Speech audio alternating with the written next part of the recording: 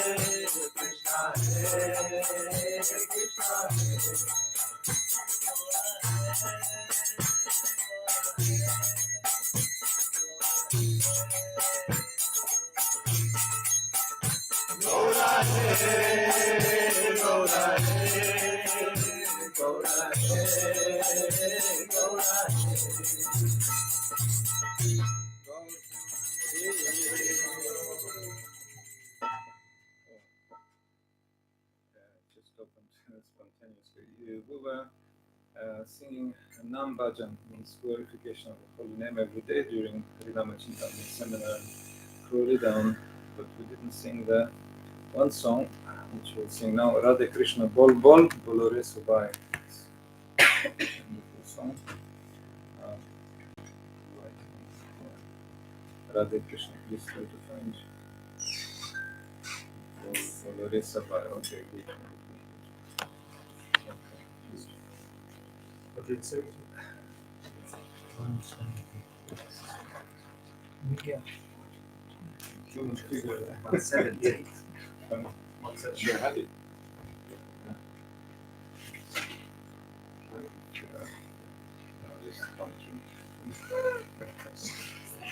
Okay, so everybody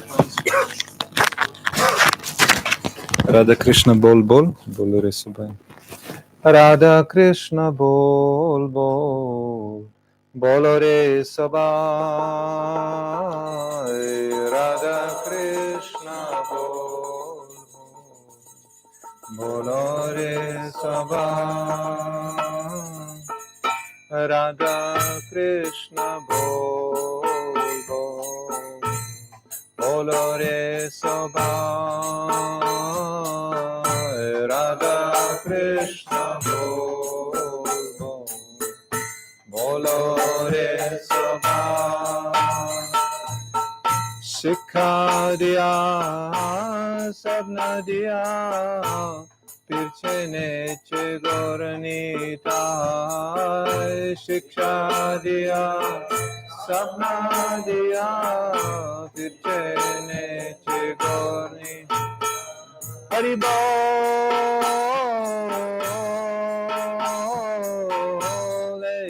shikha diya, Hari bol.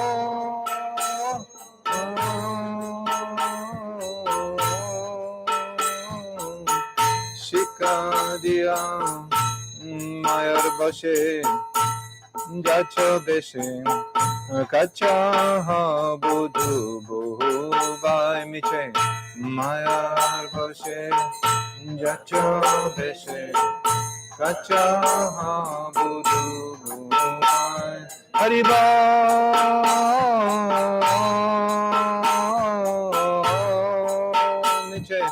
মায়ের বসে হরিব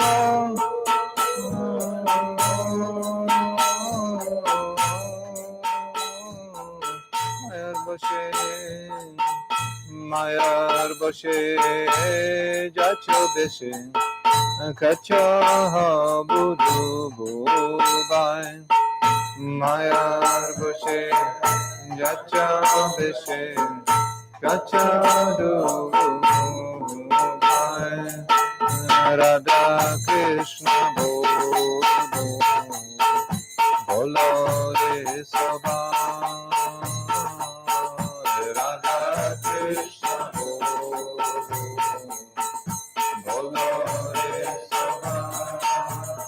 Dev Krishna Das এই বিশ্বাস করলে তো আর দুঃখ নাই কৃষ্ণ দাস এই বিশ্বাস করলে তো আর দুঃখ নাই হরি বল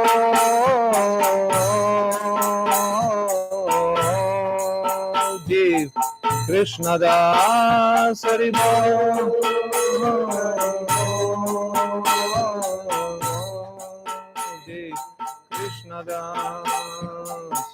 Krishna Das विश्वास कर ले तो और दुख नाय Krishna Das विश्वास कर ले तो और दुख नाय Krishna বলবে যাবে পুলা খাবে খাল চড়বে কি বলি তাই বলবে যাবে পুলা খাবে যাবে কি বলি তাই হরি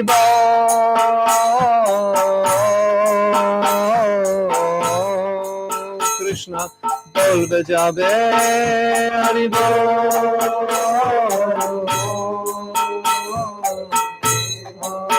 কৃষ্ণ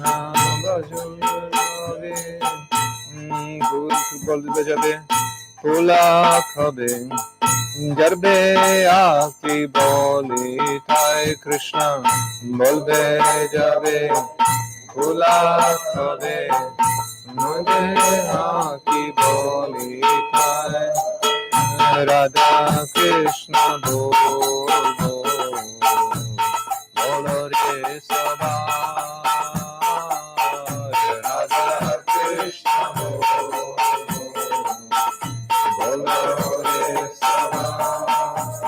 রাধা কৃষ্ণ বলো সঙ্গে চলো এই মাত্র ভিক্ষা চায় কৃষ্ণ বলো সঙ্গে চলো এই মাত্র ভিক্ষা চায়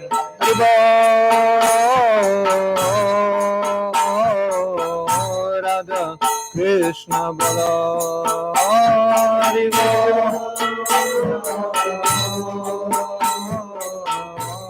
Radha Krishna bolo, sakal vipal bhakti vinod, bolen jakano nam gai. Sakal vipal bhakti vinod, Nandhe jage janam gai. Hari Bol,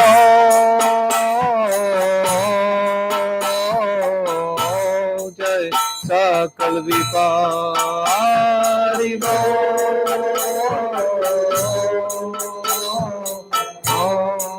Jai Sakal Vipal.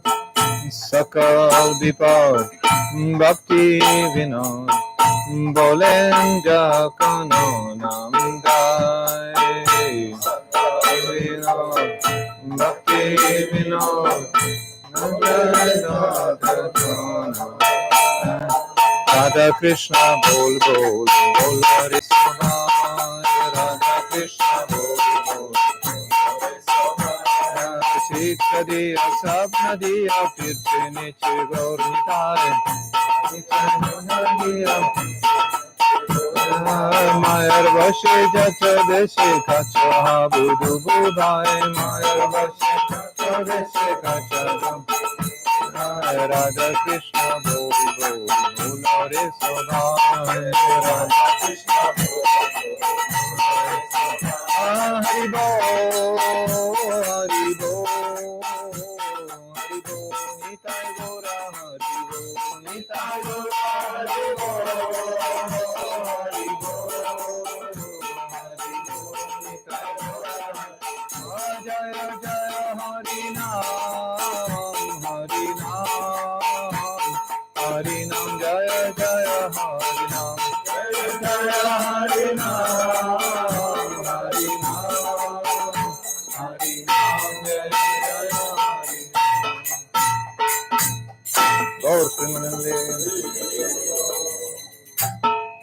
Okay, who will sing Hare Krishna Mahamantra? Chik chik. Okay, so shall we, how to say, shall we make it as whoever wins in the game? Wrestling and whoever wins. We already decided. Jesteś naznaczony, naznaczony. Wszystko. Czelo, czelo. Śpiewaj, śpiewaj, śpiewaj. No, I would like you to sing today.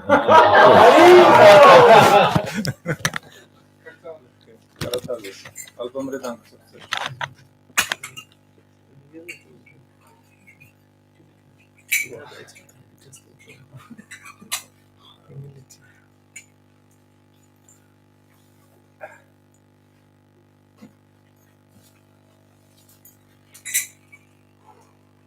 Naprzód jest pieśnia. Hare Krishna, Hare Krishna, Krishna Krishna, Hare Hare, Hare Rama, Hare Rama,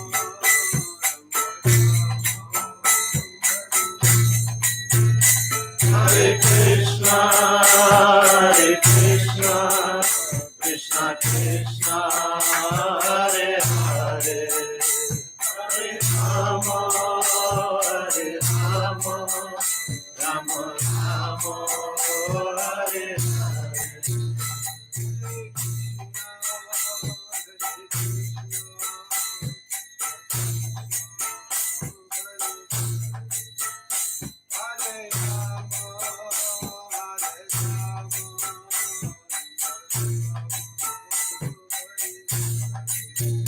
Hare Krishna, Hare Krishna, Krishna Krishna, Hare Hare, Hare Rama, Hare Rama, Rama Rama, Hare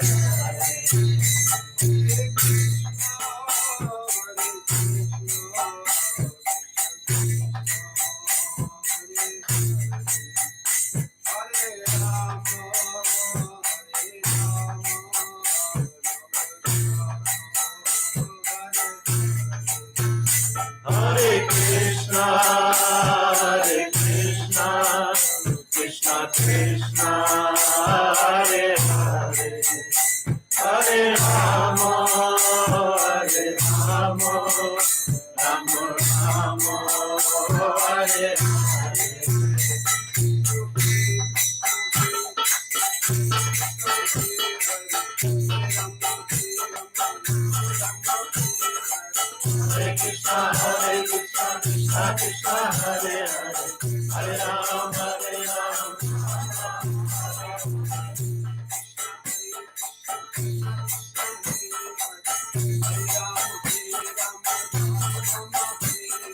Hare Krishna, Krishna Krishna, Hare Hare, Hare Ram, Hare Ram.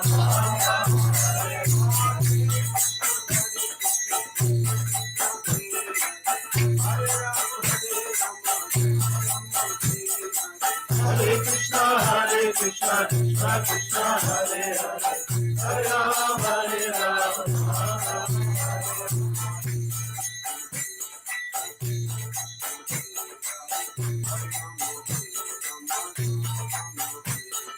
Hare Krishna, Krishna Krishna, Hare Hare, Hare Ram, Hare Ram.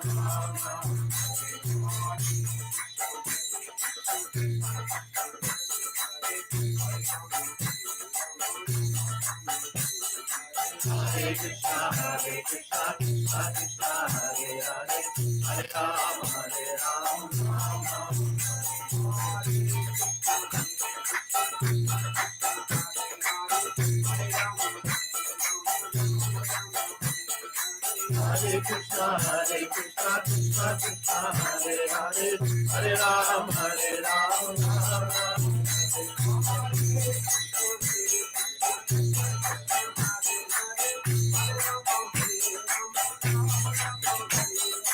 Hare Krishna, Krishna Krishna, Hare Hare, Hare Ram, Hare Ram, Ram Ram, Hare. Hare Krishna, Krishna Krishna, Hare Hare,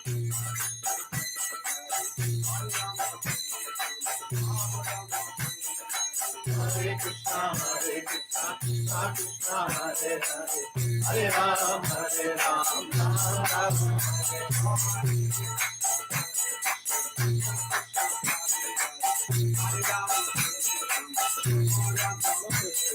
Hare Krishna, Krishna Krishna, Hare Hare, Hare Ram, Hare Ram, Ram Ram, Hare.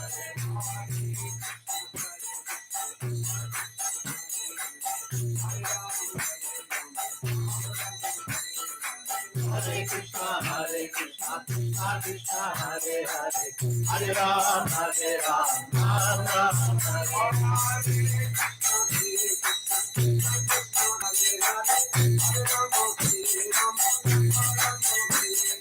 Hare Krishna, Krishna Krishna, Hare Hare, Hare Ram, Hare Ram, Ram Ram, Hare. Hare Krishna, Krishna Krishna, Hare Hare, Hare Ram, Hare Ram, Ram Ram, Hare.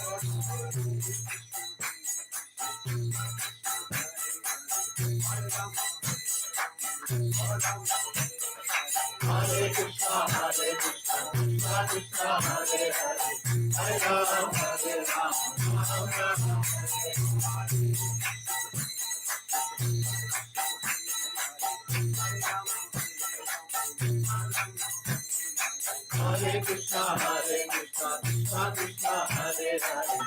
Ram, Hare Ram, Ram Ram, Hare.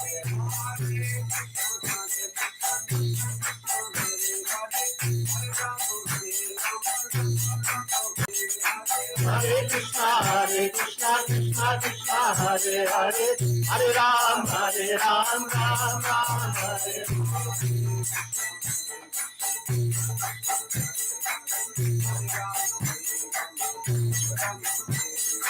Hare Krishna, Krishna Krishna, Hare Hare, Hare Ram, Ram Ram, Hare.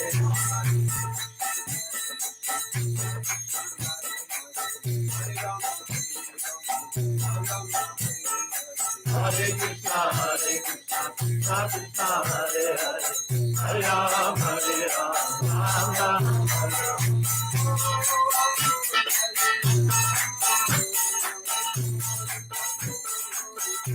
Nitai Gaura Hari Bo, Hari Bo, Hari Bo, Nitai Gaura Hari Bo.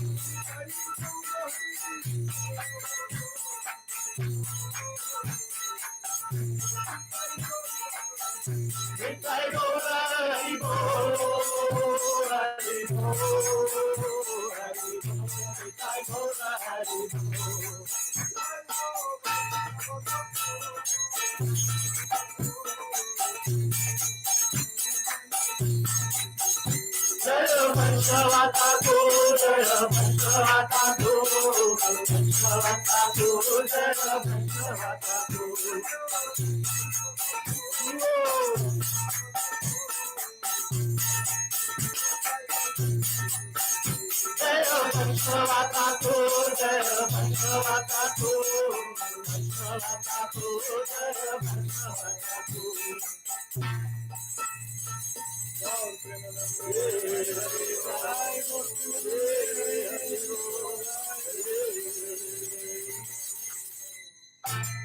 हरिनाम संकीर्तन की जय, सच्चिदानंद गौर हरि की जय, परम दयाल नित्यानंद प्रभु की जय, कृपनुग बुद्धि गुरु वर्ग की जय, परमराज गुरुपाद पद्म की जय, निताय गौर प्रेमानंदे हरि हरि बोल।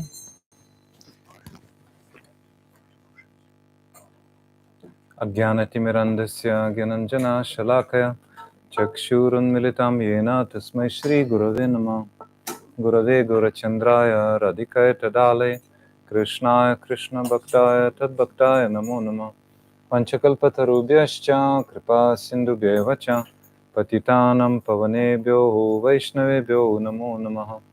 आनन्दलीलमय विग्रहाय मबुदिविचविसुन्दराय तस्मै महाप्रेमरसत्प्रदाय चैतन्यचन्द्राय नमो नमस्ते। नित्यानन्द नमस्तुभ्यं प्रेमानन्दप्रदायिने कलोकल्मषनाशाय जन्मपतये नमः। अजनलम्बितभुजो कनकवदातु सङ्कीर्तनैकपितरो कमलायताक्षो विश्वम्भरो द्विजवरो जुगधर्मपालो वन्दे जगत्प्रियकरो करुणावतारो। अद्वैत प्रकृतिकृता नरहरिप्रेष्ठस्वरूपप्रिया नित्यानन्द सखा सनातन गति श्रीरूप हरिकेतन लक्ष्मी प्राणपति गदाधर रसल्लास्य जगन्नाथ भो संगपंग सपर्षद सदयितं देवा सचिनन्दनः। कनकजलदगत्रो नीलशोणब्जनेत्रो मृगमदवरबालमलतिकुण्डमालं तरलतरुणवेशो नीलपीतम्बरेशो स्मरनिभृतनिकुञ्जे राधिका कृष्णचन्द्रो।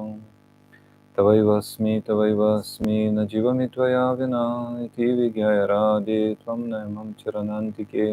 श्रीकृष्ण चैतन्य प्रभु नित्यानन्द श्री अद्वैत गदाधर श्रीवासादि गौरभक्तवृन्द। हरे कृष्णा कृष्णा कृष्णा हरे हरे, हरे राम राम राम हरे हरे। हरे कृष्णा कृष्णा कृष्णा हरे हरे, हरे राम राम राम हरे हरे। कृष्णा कृष्णा कृष्णा हरे हरे, हरे राम राम राम हरे। First of all, my unlimited Dandavat pranams to the lotus feet of Srila Gurudev, Nitya Prishna, Vishnupada Stutra Satya Srimad Bhaktivedanta Narayan Goswami Maharaj, Shiksha Gurudev Om Vishnupada Stutra Satya Srimad Bhaktivedanta Madhusudan Goswami Maharaj, all Rupanuga Gaudiya Guru Varga, their lordships Sri Gaur Nityananda Prabhu, and all devotees and friends here in Watford, in Sharika Raghunath Das Dham. So very, very happy to see you again. We saw here half a year ago. And I'm very happy also that today is the program for devotees. The program for devotees. This tour was very intense, and half programs were for new people in completely new areas, most of all, and most of the times. So today, finally, program for devotees. And I was asking our merciful hosts what to speak about today, and the host said Krishna. So we're going to speak about Krishna, Krishna Katha, Krishna's pastimes. So we are sadhakas, and we are supposed to hear Krishna's pastimes. When I went to Srila Gurudev's festival in Birmingham 2003, I remember very clearly Gurudev saying, when we chant the holy name, we have to be meditating on Krishna's pastimes. And I was quite shocked because, well, you heard it before somehow or other, and it's more or less clear, but when a devotee of such caliber says that again, and that was just very, very clear message, like arrow in heart, in a good sense. So heart becomes captivated, and heart has a chance to develop greed, how to meditate on Krishna's pastimes when you chant the holy name. So there are many pastimes, and some of them are meant for meditating in the process of already quite exalted bhajan, like mantra maya upasana, svarasiki upasana, that level. And some bhajans are meant for meditating for those who are doing anartha nivriti, those who are getting rid of undesired qualities, anarthas. In Crawley Down, we were examining different kinds of anarthas, 4 times 4, 16. Later, I still forget how his name always there. Purushottam. Purushottam will tell you the list of, at Prasad. Purushottam in informal atmosphere will tell you the list of 16. So he is the master of, now he knows 10 offenses, now he knows the 16 anarthas, and also he knows the six types of ashradanamabhas and all those things he will tell you. And also 6 types of non-bona fide sevaks or servitors. He knows everything now. It's been a nice seminar. So hopefully. So we are dealing with so many anarthas in our life. And what is the solution? How to get rid of them? Just continue the process and serve Shri Guru and Vaishnavas. But some of them are especially hard to get rid of, especially Hridaya Durbalyam, or weakness of heart, amongst which envy is one of the most difficult to overcome. If you remember, when Sri Chaitanya Mahaprabhu engaged his Vaishnavas in cleaning Gundicha temple before Rath Yatra, soon we will be celebrating that day in a couple of weeks. So he gave everyone brooms. They were bringing pitchers from Indradina Sarovar. There was so much water. And Mahaprabhu, with his own hands, was cleaning, first of all. And then they were cleaning the walls, and they were cleaning the ceiling, they were cleaning all the temple territory. But finally, there were some spots of black tar, which were very difficult to clean. So those spots of black tar are those heavy anarthas like kutinati, duplicity, hypocrisy, and envy, matsarya. Very difficult to get rid of. So amongst many living beings, snakes are considered to be very poisonous and envious. If you kill a snake in an ordinary way, her relatives will not forgive. They will crawl, and they will see the image of the killer in the eye, in the eyelid of the snake. They will see, and they will crawl and bite that killer. Imagine how revengeful, how envious they are. But Vaishnavas, on the contrary, are very forgiving. They are always letting it go. Oh, tattenu kampam susamikshamanu banjana varyat eva vipakam. Ridvakta pubridadam namaste jivanas mukti padesa dayabhak. Lord Brahma said, if you remember that verse. You remember that verse? Some of you do. Tattenu kampam susamikshamanu. Who remembers? You remember. Who remembers the verse? You remember. Hand up. No. Nayan. Okay. Don't be shy. Shyly. Trembling hands of Nayan. Okay. So tattenu kampam susamikshamanu bhajana evanu kripa tam vipakam hridvad vikubirna namaste jyatasa mukti padesa dayavak. So Srila Gurudev told us about the rule of 3 C's, 3, not oceans, but C, 3 letters C. Don't criticize, 3 don'ts, plus 3 C's, 3 don't and C. Don't criticize, remember, don't complain, and never stop chanting. So the 3 C's. Okay, to cross these 3 C's with the negative injunction about 3 C's. It's very important. So we don't want to stop chanting. It's quite mad to stop chanting.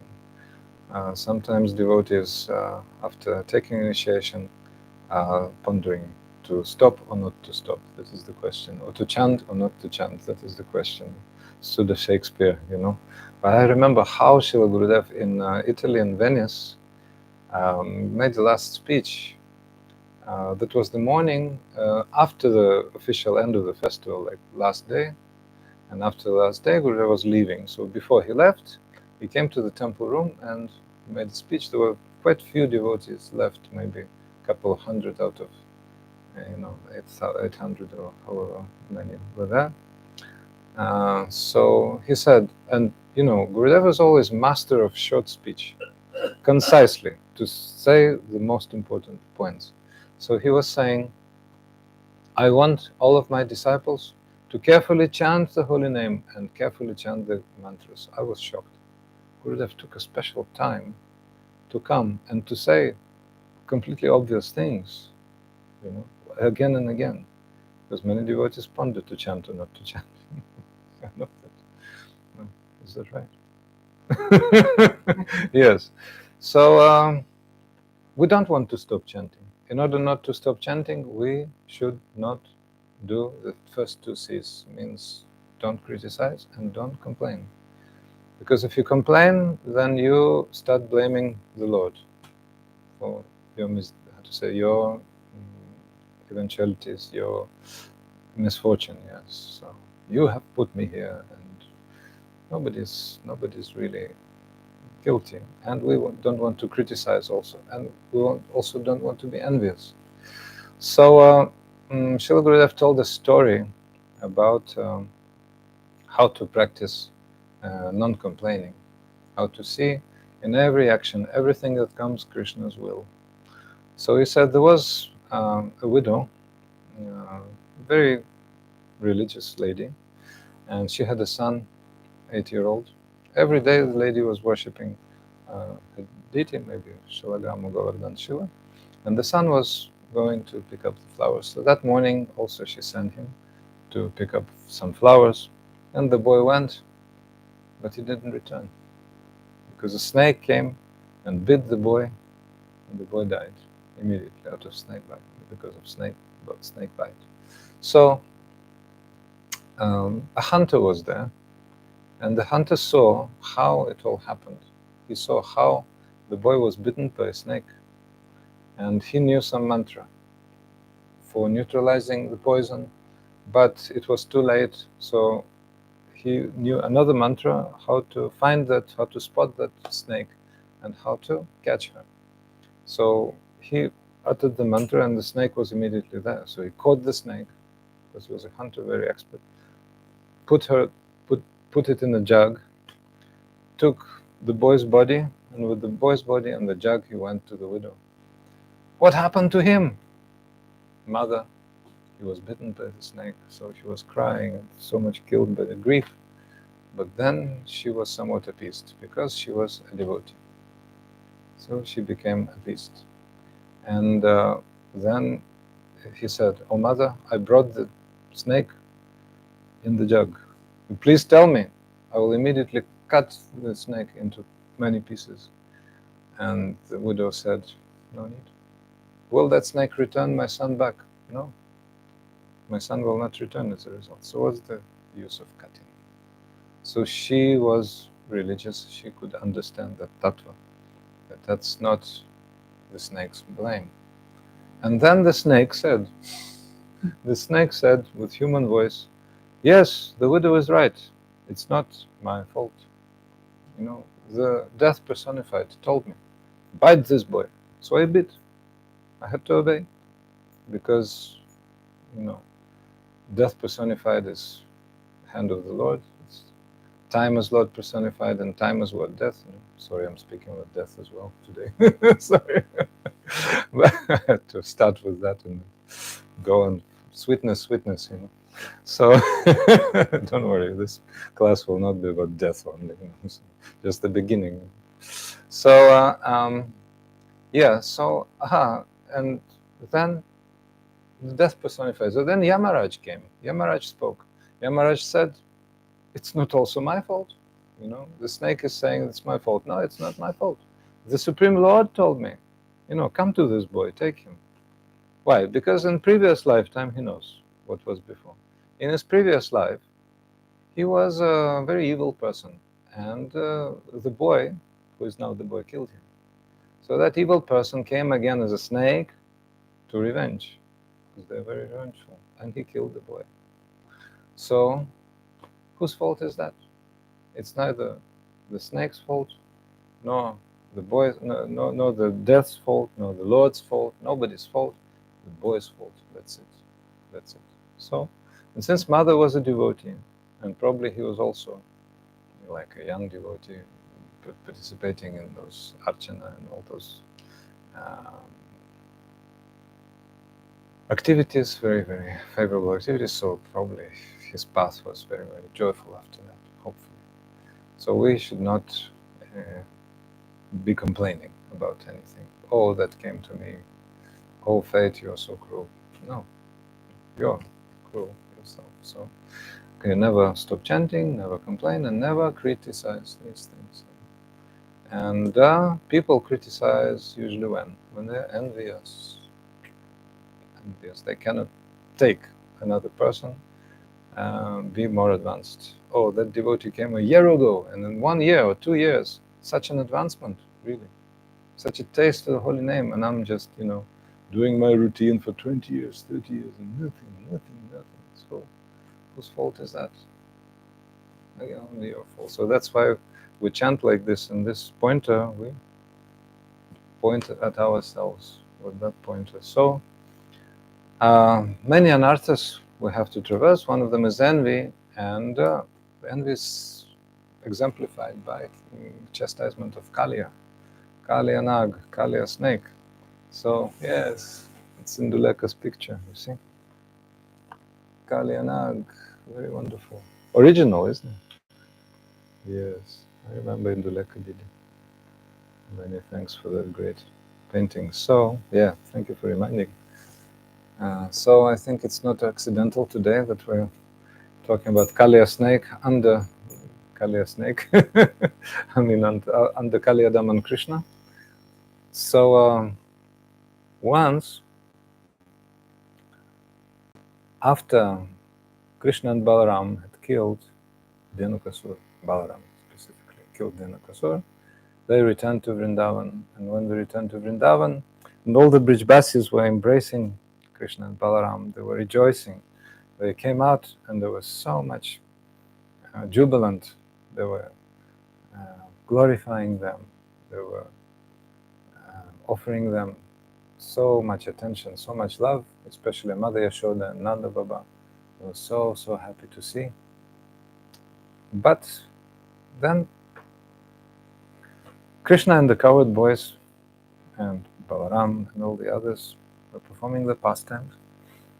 And then once they were by Yamuna, in an area next to Yamuna, and there was one lake just next to Yamuna, consisting fully of Yamuna's water. So then Krishna, surrounded by his boys, went there without Balaram. That day was Balaram's birthday, Balaram Purnima. So Krishna went there, and Krishna was going last, and the boys and cows were going first. Krishna was at the back. So immediately they went to that reservoir of water and started drinking. They drank. And then, since the water was poisoned, had been poisoned so much, immediately the cowherd boys and calves fell dead, as if dead. By Yogamaya action, that was actually like a slumber, divine slumber. So they drank the water, but since it has been poisoned by Kaliya, the venomous snake, terrible creature. So even when birds were flying over that lake, they were falling dead immediately into the water. So, and all the water was filled with fumes from those poisonous evaporations of Kaliya. And That's why.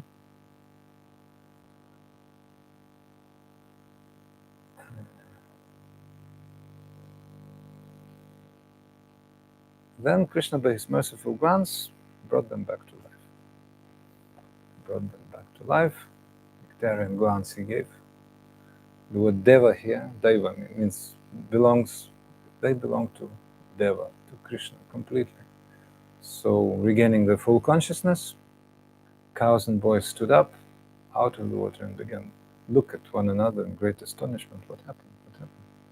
You know, when you are back after long sleep or clinical death or whatever, it's like life had just started. We're dead now. Again, we have come back to life. What medicine or mantra did Krishna use to remove the poison? They could understand that was the poison. So they were looking at each other with great surprise. Oh, friend, do you know the secret? How Krishna did it? You know? He must have done something. So then one cowherd boy said, oh, I know how we were saved. And he spoke, listen, I remember the name-giving ceremony of Krishna and Balaram. There, Garga Muni, great sage, he said that, oh, this child will be easily saving you from all dangers.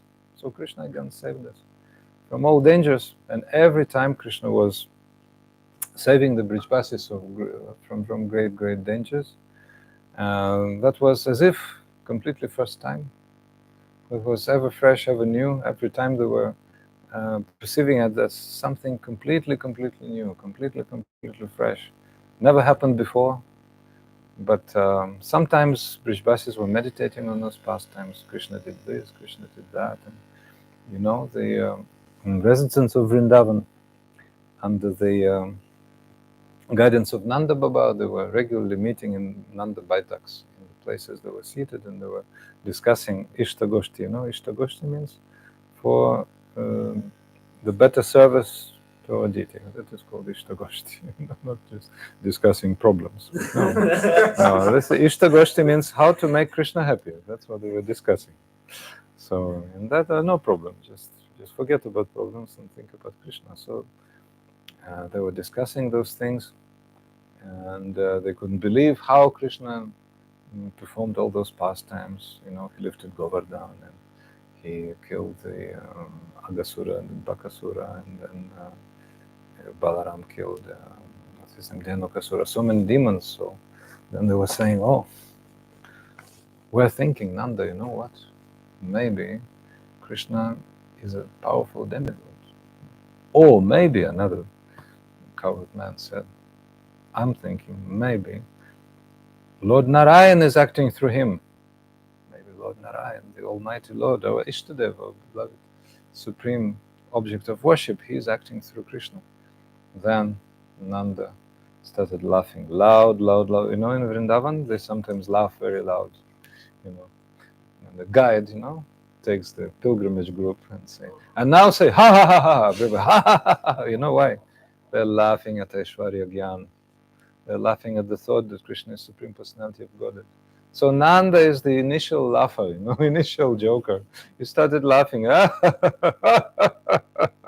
You coward man, don't you know? Your milk teeth are still not grown. Because coward men, you know, coward men's teeth grow at the age of 80. At the age of 80, you're all youngsters, lower than 80. That's why your teeth still not grown. So that's why you're thinking that Krishna is a demigod, that Krishna is Supreme Lord, the incarnation of Supreme Lord Narayan, or how to say, the possessor of Shakti of Supreme Lord Narayan. Do you know Narayan? Narayan is supremely pure, and Krishna is, you know, dirty, always rolling in the dust. And when it rains, the dust becomes mud. So Krishna, like a little pig, is rolling in the mud. You know, he's like this, and Yashoda chastised him. Have you ever seen Lord Narayan stealing? No, and Krishna is the thief, butter thief, so many things. He comes to other houses and makes mischief, and he makes children cry. You know, if he doesn't find butter, then you know what he does. Then he passes a transcendental substance, let's say, not to mention into the bowls, you know, and passes another more solid substance into other type of containers. So he's doing his thing, mischievous things. And Lord Narayan, you must be joking. Your milk teeth haven't manifested yet. What's that? So Brijbasis are like this. Most significantly, Brijbasis have very, very firm affection to Krishna, like very, very heartly affection. They cannot really live without him. They cannot really imagine their life without him. And they're fully, naturally devoted to Krishna like this. So we have to become Brijbasis. That's our goal. You know? We have come to great Vrajarasika Bhakta for that reason. Api tyaktva Lakshmipati Api tyaktva Lakshmipati Vyomanayanim. Srila Raghunath Das Goswami is saying in Manashiksha, don't even think about Lakshmipati Narayan, the master of Lakshmi Devi. Don't even think of him. Because Shishi Radha and Krishna, Radha Krishna Pranamar Yugala Kishore.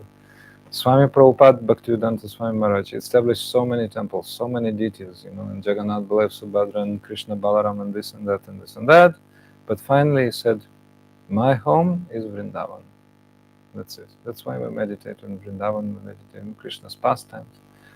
So, so the boys started discussing, he must have known some mantra, some secret. That's why he extracted the venomous poison from our bodies.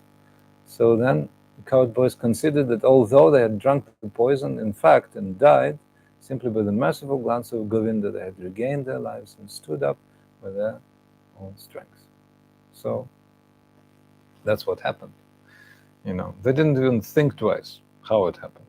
Krishna did it, okay. But how they did, they were like, their heads, rubbing their heads. Oh, probably some mantra or some power. But anyway, Krishna will do it.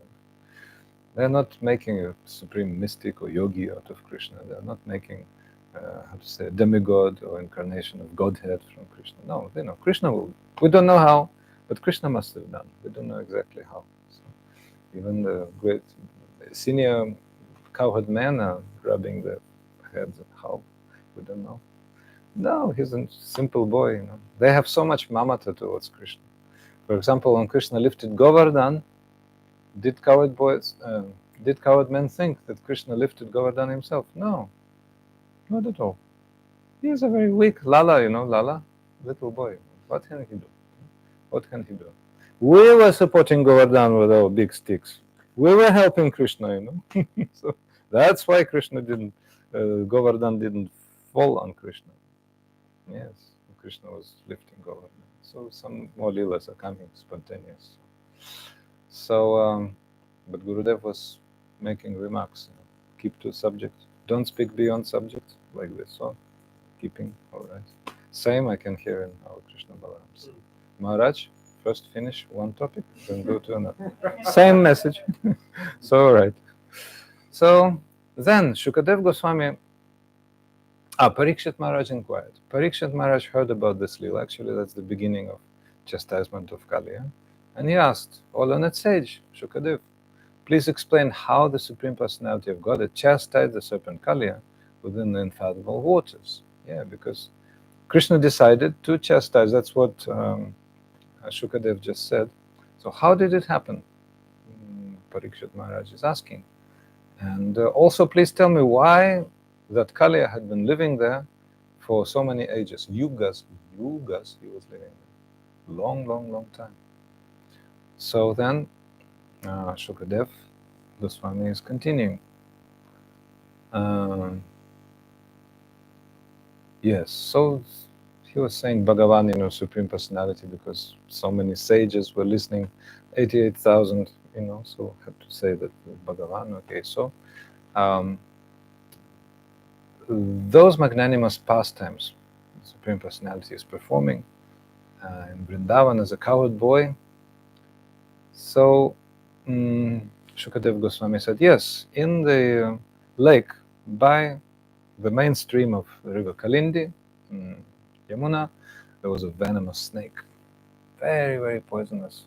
Always he was boiling, boiling. His poison was boiling there in the waters, and all the living entities died around. The birds were all dead. You know, the insects, the reptiles, all the residents of waters were practically dead. What to speak of mosquitoes? So, um, yes. But Krishna decided, okay, I'm not gonna teach him a lesson. I'm gonna chastise him. So, when Krishna saw that lake polluted in such a manner, the snakes also noticed Krishna and they started breathing very heavily. Wow. So what's that? Hissing. Yeah. And then Krishna jumped from a very high Kadamba tree into the water. That Kadamba tree is still there today because it has a very special blessing.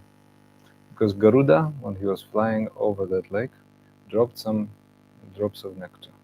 Dropped some drops of nectar. Since long, long time ago, that tree was standing and everything around was dead, but that particular branch of the tree was alive.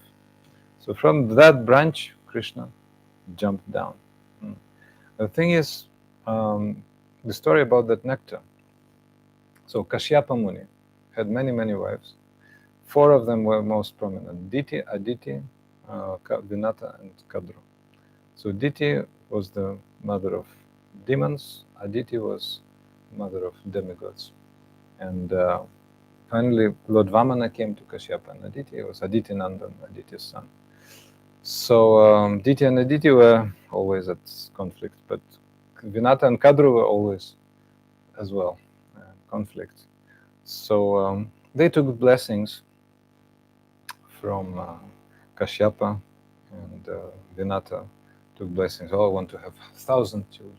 Okay, we're gonna have 1,000 children, but they were snakes, and she laid eggs, and those eggs very, very quickly were opened, and 1,000 snakes were there. And the head snake was called Vasuki.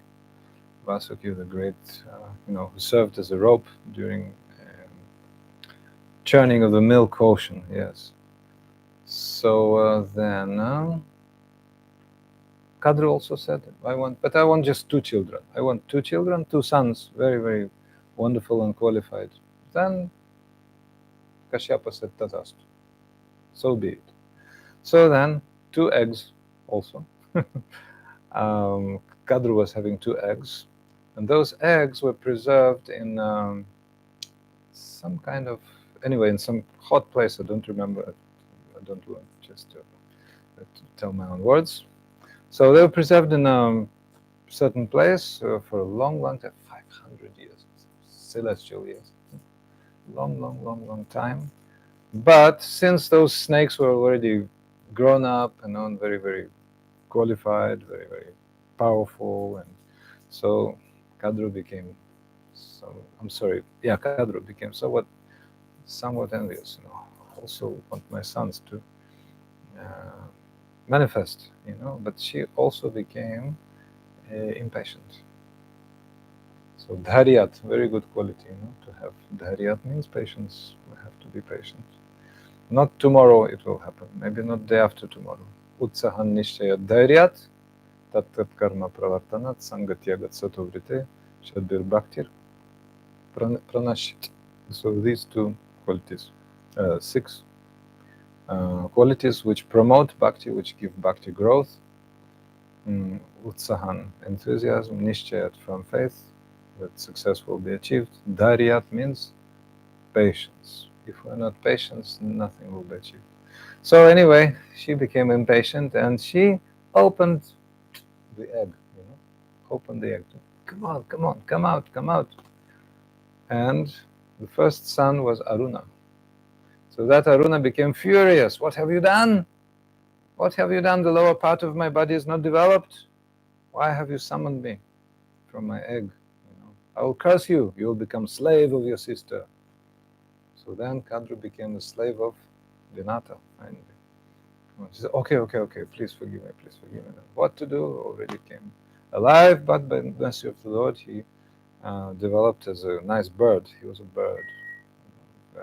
Aruna, and he became the carrier of the sun god's mm, chariot. I mean, he was the carrier of the sun god. And the second brother was Garuda, the famous carrier of Lord Vishnu. So then Vinata was patient and okay, let this fetus develop nicely. So finally Garuda came.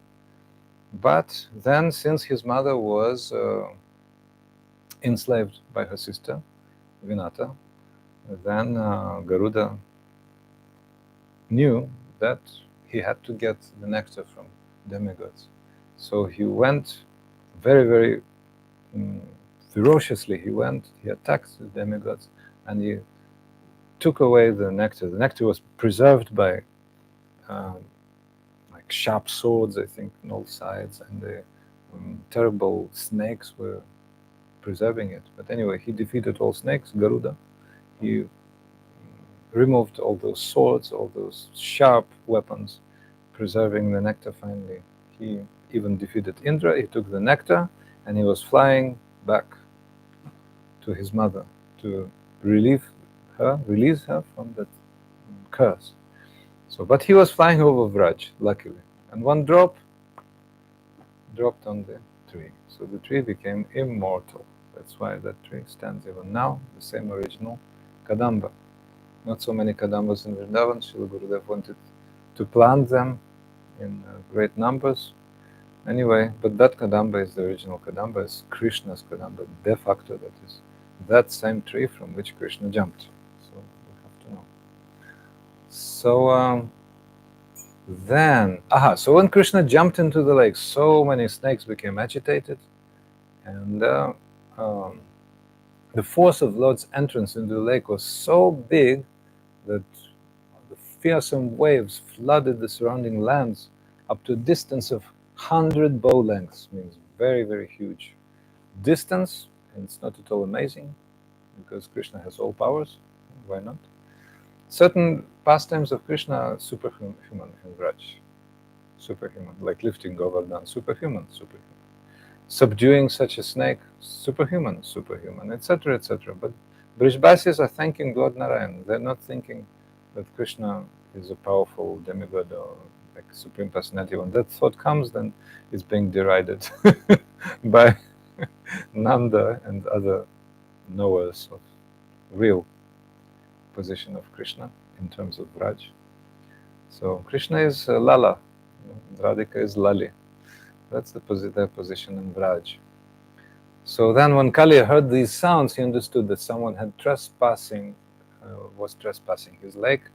So immediately came there.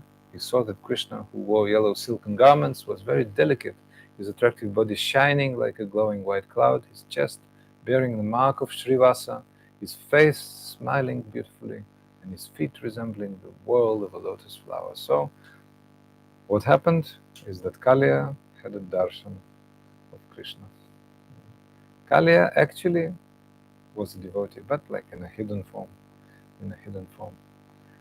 Later, you please remind me if I forget, we'll hear what happened to him actually. He entered Krishna Lila, but how? We'll hear later. So, despite his wonderful appearance, envious Kaliya furiously bit him on the chest and then completely entrapped him with his coils. Kaliya, the envious snakes bite innocent people, what to speak of beautiful personalities, no matter how beautiful. So Krishna was very beautiful, nevertheless, envious snake bit him. So, and then he completely wrapped him with his coils, so Krishna was inside, and then immediately what? Mother Nature started reacting. Oh, first of all, those boys who were around, the cows and the calves, they understand everything. Nowadays, cows don't understand much, as if you start playing flute, they continue chewing. But those cows know something happened to their Krishna. Immediately, they became so much agitated. So they were like mother cow, towards the calf. Elder calves, they have always vatsalya towards Krishna, motherly affection. So they were Krishna is in deathly danger, so they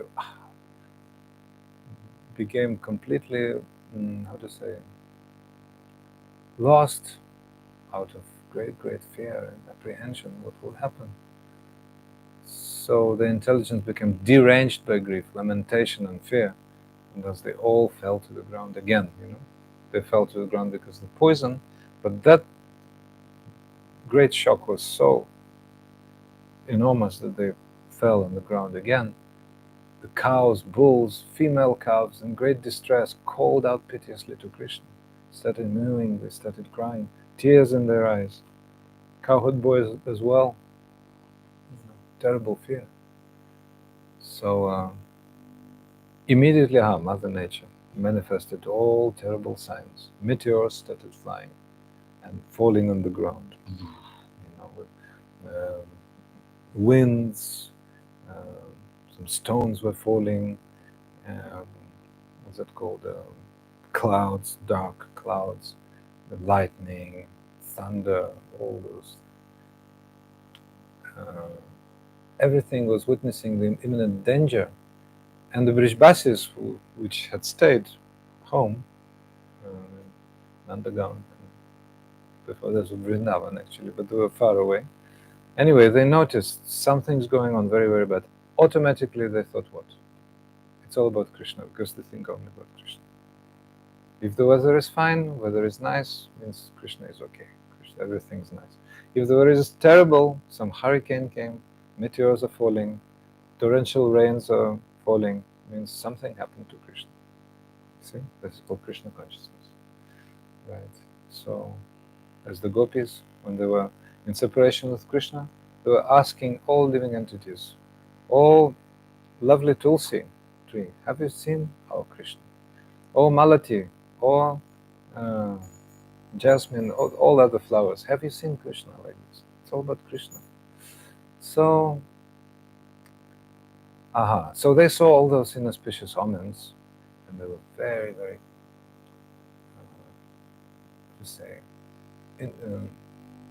horrified by that. So, because they had dedicated their minds to Krishna, they accepted all those omens too as witnesses that Krishna's life is in danger, his well-being is in danger. So all inhabitants of Vrindavan, including children, women, and elderly persons, thought of Krishna just a cow, thinks of the helpless calf. So then Lord Balaram, he heard about them. That was his birthday, Balaram Purnima. So he heard about those news, and somebody told him, Balaram, that thing happened to Krishna. Probably. He was just smiling. He was just smiling. Balaram, we call him sometimes jokingly a stabilizer. When Krishna killed what's his name? Vyomasura. Remember Vyomasura's cave? So Vyomasura was invisible demon. And when Krishna and Balaram once in Bojanatali place, which is in Kamyavan. So they were playing cops and robbers. So he was stealing those cowherd boys who were playing the roles of sheep. He was stealing them, and he was blocking them into that cave. And then when Balaram noticed that, oh no! So when Krishna killed Vyomasur, Krishna finally killed Vyomasur, and he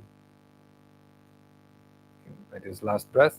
Then Balaram, since the earth was trembling, and Balaram stepped his foot so hard into the ground that still we worship that foot of Balaram. So Balaram, the stabilizer, Ki Jai, he stabilized the earth. That's why Balaram only smiling. Balaram is Balaram.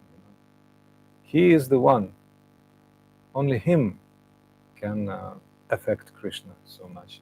I'm not speaking with Radhika and the gopis, but amongst cowherd boys, Balaram is the one. Simultaneously, looking at Lord Gauranga Nityananda, you cannot forget how Gauranga was collapsing unconscious during Kirtan. Then Nityananda was just taking him in his arms. He was appeasing him. He was stabilizing him. So very interesting words are used here in this verse. Madhava, but what Madhava is related to Balaram in this verse. Usually Madhava is Krishna. But here the meaning is different. Ma means intelligence and Dhava means the master. Balaram is the master of intelligence. Shri Guru also has that quality. He is the master of intelligence.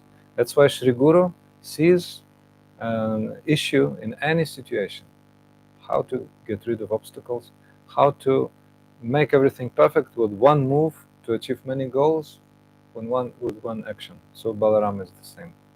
That Shakti, that ability comes from him. He's a master of intelligence. So he knew the power of Krishna's Lila Shakti. Balaram knew the power. So here Balaram is still under Aishwarya Shakti, because he knows pastimes of Krishna are pastimes of the Supreme Personality of Godhead. He knows that. But he used that knowledge in order to appease the Brijbasis. He knew everything would be fine. And he was not panicking as everyone else.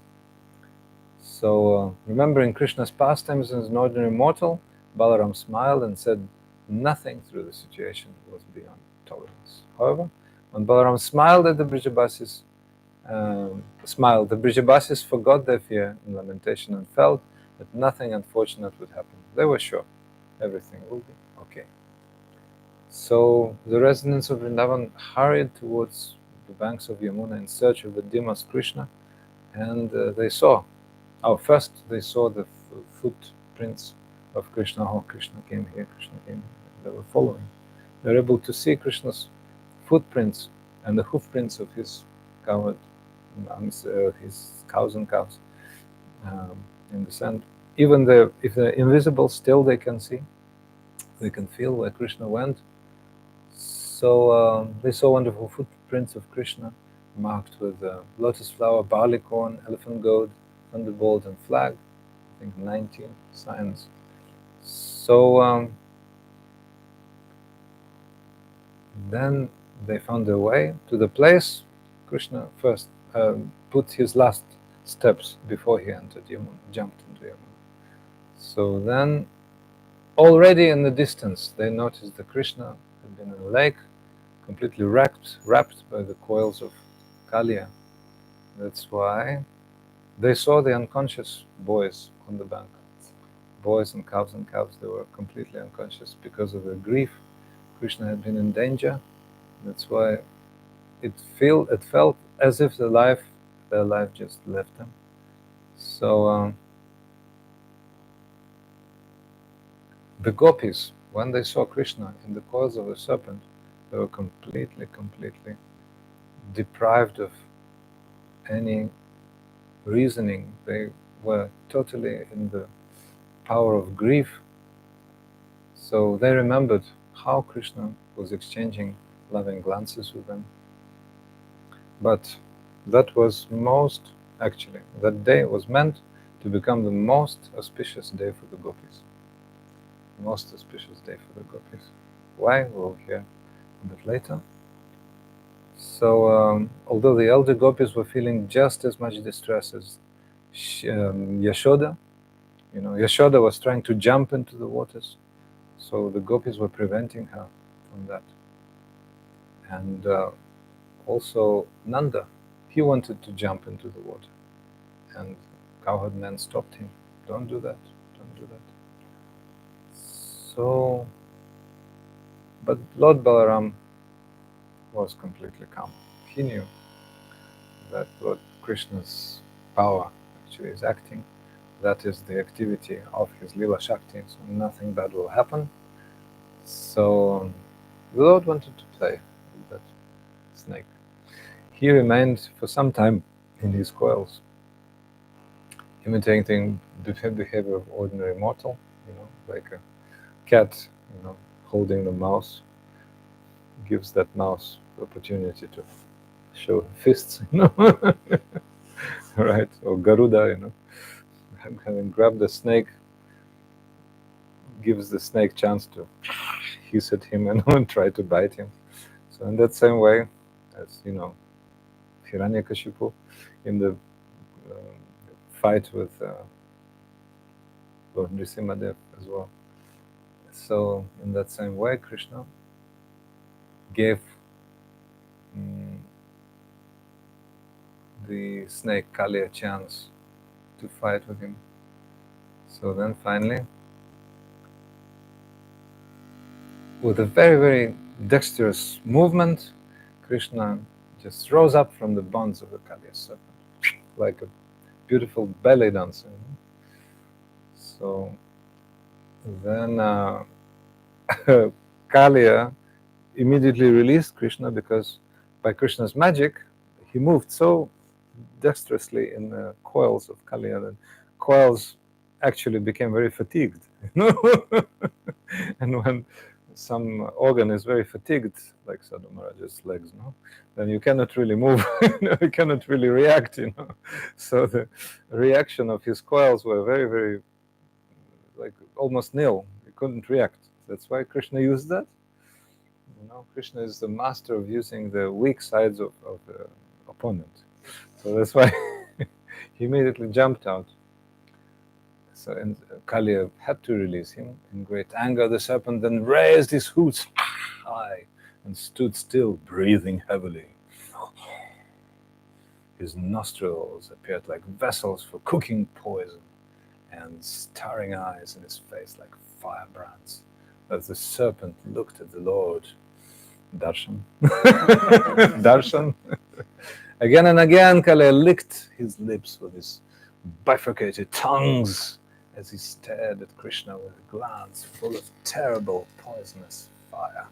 Krishna playfully circled around him, just as Garuda would play with the snake. See that comparison? So Krishna was running around, and he was very furious, but not as mobile as Krishna. Krishna is, the strongest, heavier than the heaviest, smaller than the smallest, and faster than the fastest. And that snake was fast enough, but not cannot compete with Krishna, in being fast.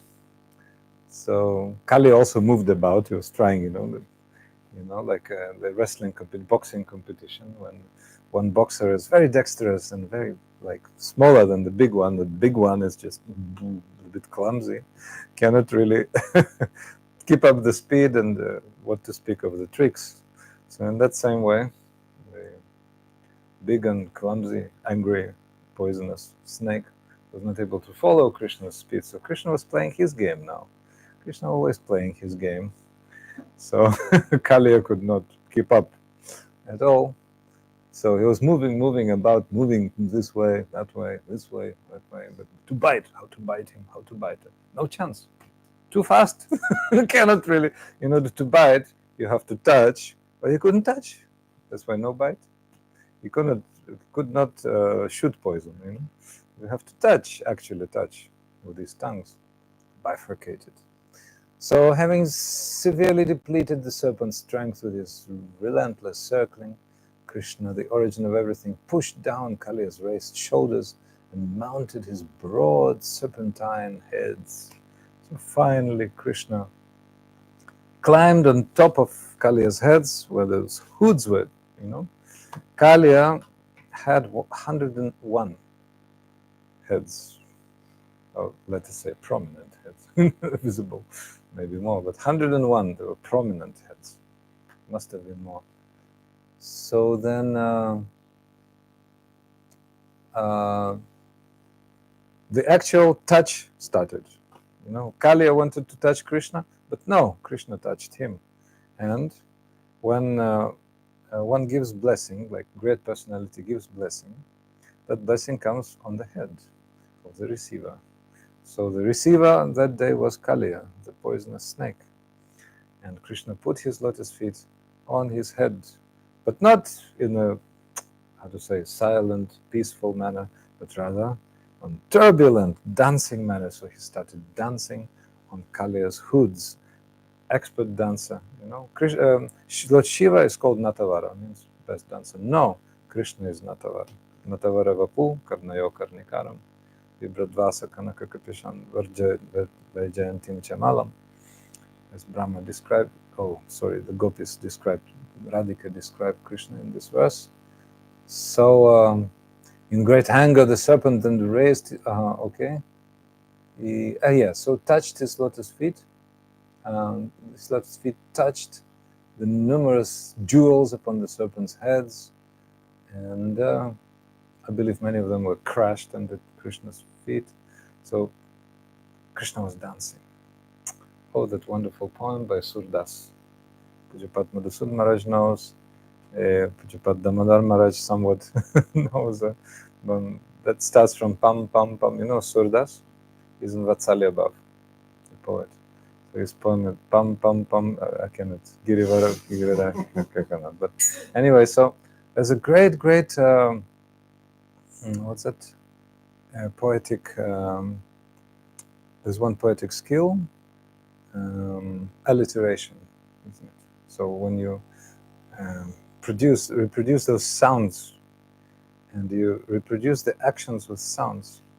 So when the demigods and great sages were observing Krishna's dance, they could not. They were stunned, and they were, the poem goes like sa sa sa sa sa sa sanaka sanaka sanat sanatana. They were not able to say anything. They were stunned completely. And na na na na na na narada narada, they couldn't say anything. Mama mama mahadeva, etc. etc. They cannot say anything. And the celestial drummers, Gandharvas, they were trying to accompany Krishna's dance because that's supreme music. Amongst the 64 arts Krishna masters, he knows, art of playing on water, playing music on water, Krishna knows. The art of playing music on stones, those Govardhana Shilas. Coward boys collect, and nowadays people collect and steal to worship in their homes. Anyway, so they're musical. There's some musical shilas. Sarini Shila, what's that? Musical shilas. So you can play music. So Krishna knew how to play music. Krishna knew how to play music on water. And now Krishna was playing on the hoods of Kaliya. Krishna can play on anything, but every time it's perfect. Krishna can take the venomous, poisonous, polluted by so much masses of poison, body of a snake, and play wonderful music on it. You can play music in such a way that all the world is mesmerized. The neutralizing of the poison is secondary. We're not talking about that. It's clear, Whatever Krishna touches becomes pavitra, param pavitra, supremely pure. But when he touched the hoods of the snake and started dancing of them, such was the music accompanying the dance. So Krishna was dancing to his own music, and the drummers, the expert musicians of heaven, they started to accompany, but they put the drums. They could, okay, Haribol. That was enough attempts. So put like an expert kirtaniya sings kirtan, and a devotee who thinks he's an expert harmonium player tries to, I'm now gonna follow. No, I'm not gonna follow. Okay, sit down. Not gonna follow. You cannot follow. So, but Krishna is the supreme music. Who can follow him? Nobody can follow him, except for the gopis. Under asterisk, we should mention that the gopis. Moreover, the gopis are the teachers of Krishna. They're teaching him dancing, Once Krishna came from Radhakund. And Vrinda, Vrinda, Tulasi Devi ki jai, Vrinda, she is on Krishna's side. She is Krishna's beloved, actually. Tulasi Krishna Priyasi, So, oh no, sorry, that was Radhika. Radhika came. Oh, sorry, Vrinda came first. Krishna, Arjuna, when Sadhu Maharaj is tired, he mixes Krishna, Arjuna, and Vrinda, and all the roles, so thank you. So yeah, Radhika came to Vrinda, yes. No, Vrinda came to Radhika, okay, that's it. Okay, Vrinda came to Radhika, okay? That's final version. The correct version. So Vrinda came to Radhika, And Radhika, oh Vrinde, where have you come from? I've come from your lake, Radhakunda. What have you seen there? Oh, who have I seen? I've seen Krishna. I've seen Krishna there. What's he doing? He's learning the art of dancing. Learning the art of dancing, Krishna. From whom? From you, O Radhe. From me. From me? Krishna is learning from me. Yes, from you. How? I don't know. I don't remember teaching him, giving him any lessons. At Radhakunda, O Vrinde, Krishna sees you in every branch, every leaf, every twig, everywhere. Everywhere Krishna sees you. And you're learning him how to dance. So therefore, Mahaprabhu used to quote that verse, Radhika Prema Guru Nishishyanat. Radhika is the guru of Prema, and I'm her obedient disciple. So, anyway. But anyway, Krishna is not Avara. Why? Because Radhika taught him. But anyway, Krishna was dancing then. And, by the way, about the gopis were very, very happy, lucky on that day. Why? You remember? We were about to tell that. Gopis were very, very lucky on that day because they experienced what is called Purvarag. You understand Purvarag? Purvarag means preliminary attraction, preliminary attraction, Purvarag. So that is an element of Rasa Siddhanta. Purvaraga means preliminary attraction. So for the first time they saw Krishna dancing. In a year or so, they were meant to meet Krishna at Rasa Dance Arena. But before that, they saw Krishna's dance for the first time. So one of the reasons why Krishna was dancing with the hoods of Kaliya, and the main reason actually, to please the gopis, specifically Radhika. If Krishna dances, don't think he's dancing for himself. He never does anything for himself. He always does for his devotees, actually. And especially the gopis, and especially Radhika. So Krishna was dancing on the hoods of Kaliya for the benefit, for the happiness of the gopis. So, we talked so much, we have to drop here a little. Oh yes. So as a result of Krishna's dance, now the side effect of Krishna's dance, all the poison from Kaliya's body started evaporating and coming to the surface. So if you beat something, for example, there's a honey within the beehive, so you have to beat it. First you have to drive away all the bees, then you have to beat with a stick, strongly, or a pomegranate, then all the seeds will fall out. So so he was beating that snake, and all the special substances, his poison, his pus, his blood, his bile, everything was coming out, and he was breathing very, very heavily. He was thinking that his life force is about to be extinguished. So, and the demigods at that time took each of these exhibitions an opportunity to worship Krishna, and they started showering flowers from above. Krishna was down on earth anyway, he was playing the role of an ordinary boy, but they were showering him with flowers. So, yes, so wonderful, powerful dancing. It was not only gracious, it was very powerful, strong, because Krishna is the source of Bala, Rama, all strength, all Bala, all might. So, yes, so powerful dancing of Krishna's trampled and broke all Kaliya's 1,000 hoods, 1,000 heads, 101 were the prominent ones. So then the serpent, profusely vomiting blood from his mouth, finally recognized Sri Krishna to be the eternal personality of God, the supreme master of all living and non-living moving non-living entities, and Sri Narayana finally. All knowledge of Tattva came to him. Why? Because of his wives. His wives are very, very devotional, very devoted to Krishna. They were actually great Krishna's devotees. So when Nagapatnis, or the wives of Kaliya, saw how the serpent had become so fatigued from the excessive weight of Krishna, who carries the entire universe on his abdomen, and how Kaliya's umbrella-like hoods had been shattered by the striking of Krishna's heels. They felt great distress, and their clothing and hair scattered in disarray. They approached Krishna, the Supreme Lord, and they said, "Oh yes, this punishment you gave to our husband is certainly just. After all, you have incarnated in this world to curb down the envious and cruel persons. Our husband was very, very, very cruel, very, very cruel. And by doing that, you actually gave us great, great mercy, because the punishment you gave to the wicked certainly drives away all contamination.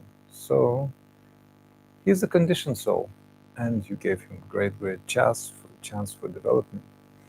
You know, when something is very much polluted, what purification is needed first of all. So, but we're just surprised. What has he done in a previous life? Tapasupatvam kimanena purvam nirastamanena sachamana dena dharmotha va sarva jananu kampaya yato bhavam stasyati sarva jiva. What has he done? Did he in some previous existence carefully execute religious duties with compassion for all living beings? Or what has he done? Please tell me. Now the famous verse is coming. Kasyanu bhavos yanadeva vidmahe tavangrirena sparshadikara Vidvancha shrilanat charattapo vihaya kaman suchiradrita vrata. Even Lakshmi Devi, who had been performing austerities on the other side of Yamuna in Belavan.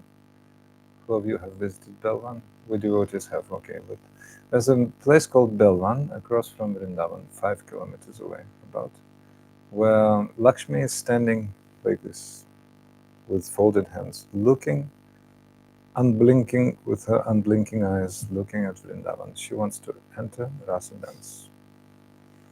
Yes, but Lakshmi, that same Lakshmi, who is always massaging the Lord's lotus feet, always, the Lord's lotus feet are her property, always in her hands. So even Lakshmi, could not get that mercy because the Lord was never putting his feet on her head. But how a husband, so many heads, and all those heads simultaneously, 1,000 heads, if not more, Krishna was dancing. Krishna was not only dancing, he was intensely not only putting, dancing and purifying. So we don't know what austerities he had performed in the past lives to be able to receive such a blessing from our Lord, from you. So, yes. Nanaka prishtam na sarva bhaumam na parameshtam na rasadipatyam na yoga siddhira punarbhavam va vanchanti yat pada raja prapanna. Very, very similar words as in Vritrasura's prayers. So those who have attained the dust of your lotus feet never hanker for the kingship of heaven, limitless sovereignty, the position of Brahma, rulership all over the earth. They are not interested even in the perfections of yoga and liberation itself. What's that? Because bhakti to Krishna, when bhava comes, then the two leaves of devotion manifest at the level of bhava. Sudurlabha means rare attainment, and moksha lagutakrita means liberation is just nothing comparing to bhakti, just nothing.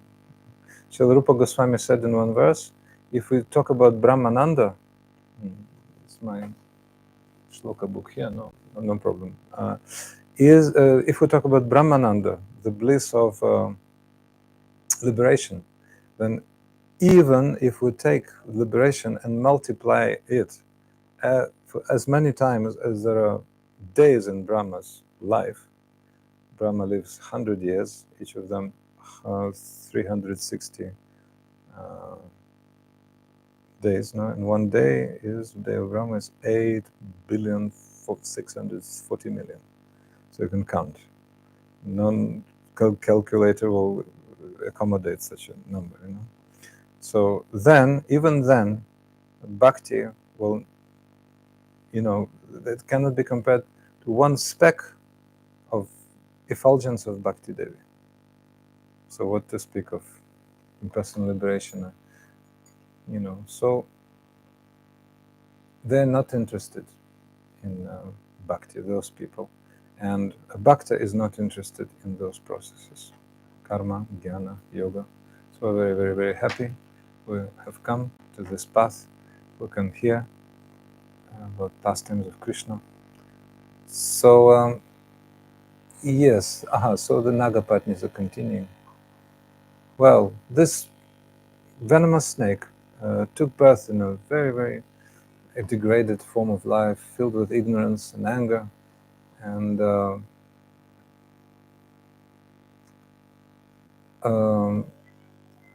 he received that benediction. So many people are poisonous, venomous, wandering the cycle of birth and death, but they don't receive such a blessing on their heads.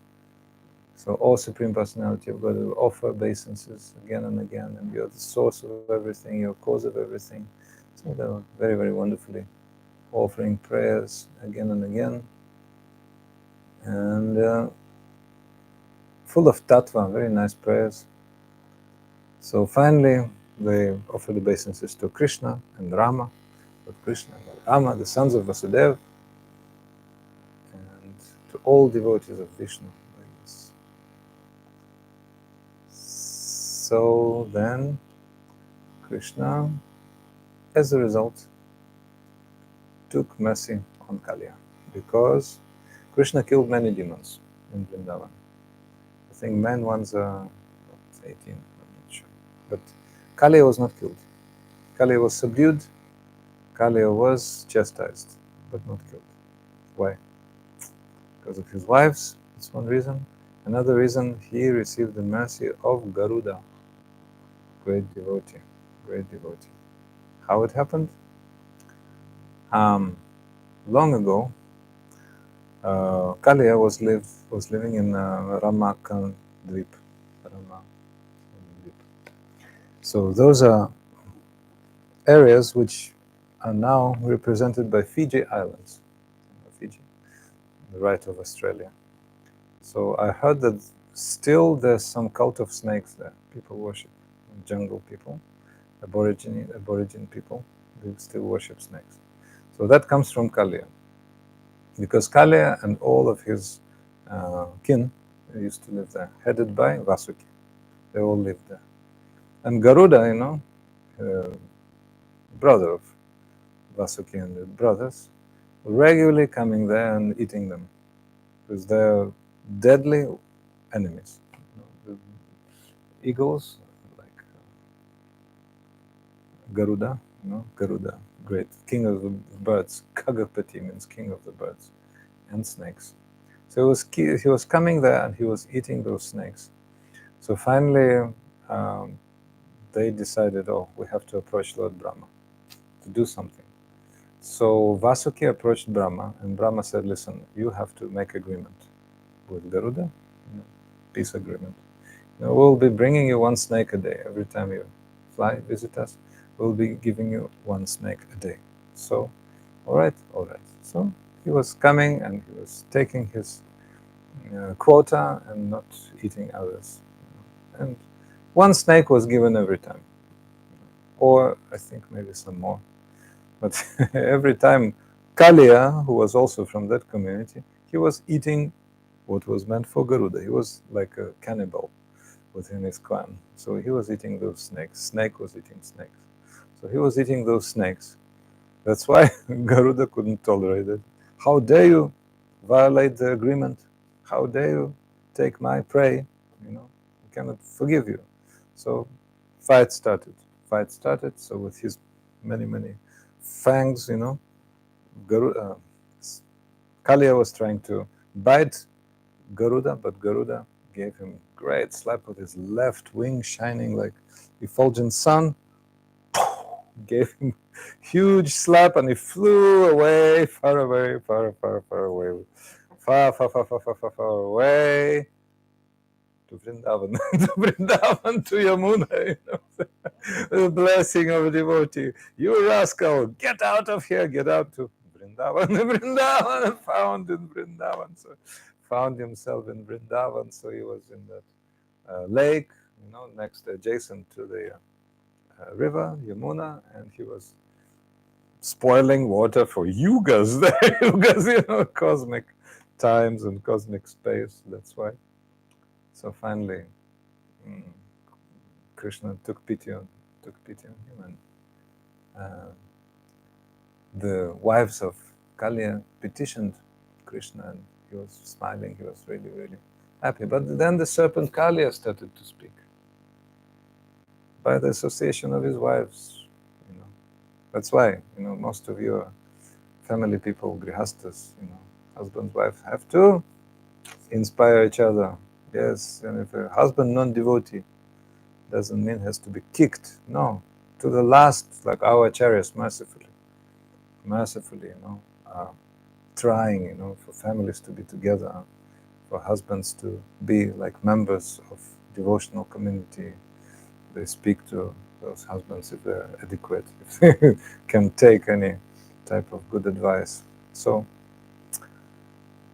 so by the dint of great devotion of the wives of Kaliya, he became actually so much devotional towards Krishna, finally being purified. Because remember, all the venom was pure. No unclear blood, no pus, no impurities whatsoever, and no poison. So he said, oh, our very birth as a snake has made us envious, ignorant, and constantly angry. Oh my Lord, it is so difficult for people to give up their conditioned nature by which they identify with that which is unreal. Golden words, true, you know, that is true. Very difficult. But, as they say in India, katin hai, lekin asambhav nahi. Difficult, but not impossible. Not impossible. Difficult doesn't mean impossible. Everything is possible by Krishna's grace. So if you pray to Sri Guru, if you pray to Krishna, who is the kaliya-damana, who is the chastiser of Kaliya snake, who is Aghadamana, who is chastiser of the killer of Aghasur, then definitely Krishna will give mercy. So Kali is admitting, O Supreme Creator, it is you who generate this universe composed of the variegated arrangements of material modes, and in the process you manifest various kinds of personalities and species, varieties of sensory and physical strength, varieties of mothers and fathers, and variegated mentalities and forms. What is this? Tattva. Tattva. Here you go. He became Tattvavit, knower of spiritual principles, philosophical principles. You know, Medima all of a sudden speaking nice philosophy. Well, you can say also Hiranyakashipu, for example, Kamsa, they were great knowers of the Vedas. They were no fools. They knew Vedanta nicely. You can see Hiranyakashipu's instructions to the widows of his dead brother, Hiranyaksha. He was giving instructions, very, very, very deep instructions. Srila Gurudev was saying, was Hiranyakashipu a theist or an atheist? What do you think? Theist. He was theist. He was recognizing Bhagavan, but he was against the problem. He was against, you know, the negative bhav was there. But here he became actually a devotee by the devotion of his wives. So, O Supreme Personality of Godhead, amongst all the species within your material creation, we serpents are by nature always enraged, always engaged in poisonous activities, engaged and enraged. So, being thus deluded by illusory energy, which is very difficult to give up, how can we possibly give it up on our own? So, Guru or Krishna always responds, always appreciates what? Sincerity. You're sincerely saying, I'm a fallen person. I'm practically nothing. So that was the message by Kaliya, actually. That we are poisonous. I'm a snake, you know, but you fully purified me. Oh Lord, since you are the omniscient Lord of the universe, you're the actual cause of freedom from illusion. Please arrange for whatever you consider proper, whatever is in mercy or punishment. You see what humility. What humility. He wasn't asking, oh, please help me, please save me. No. So please arrange it as you wish.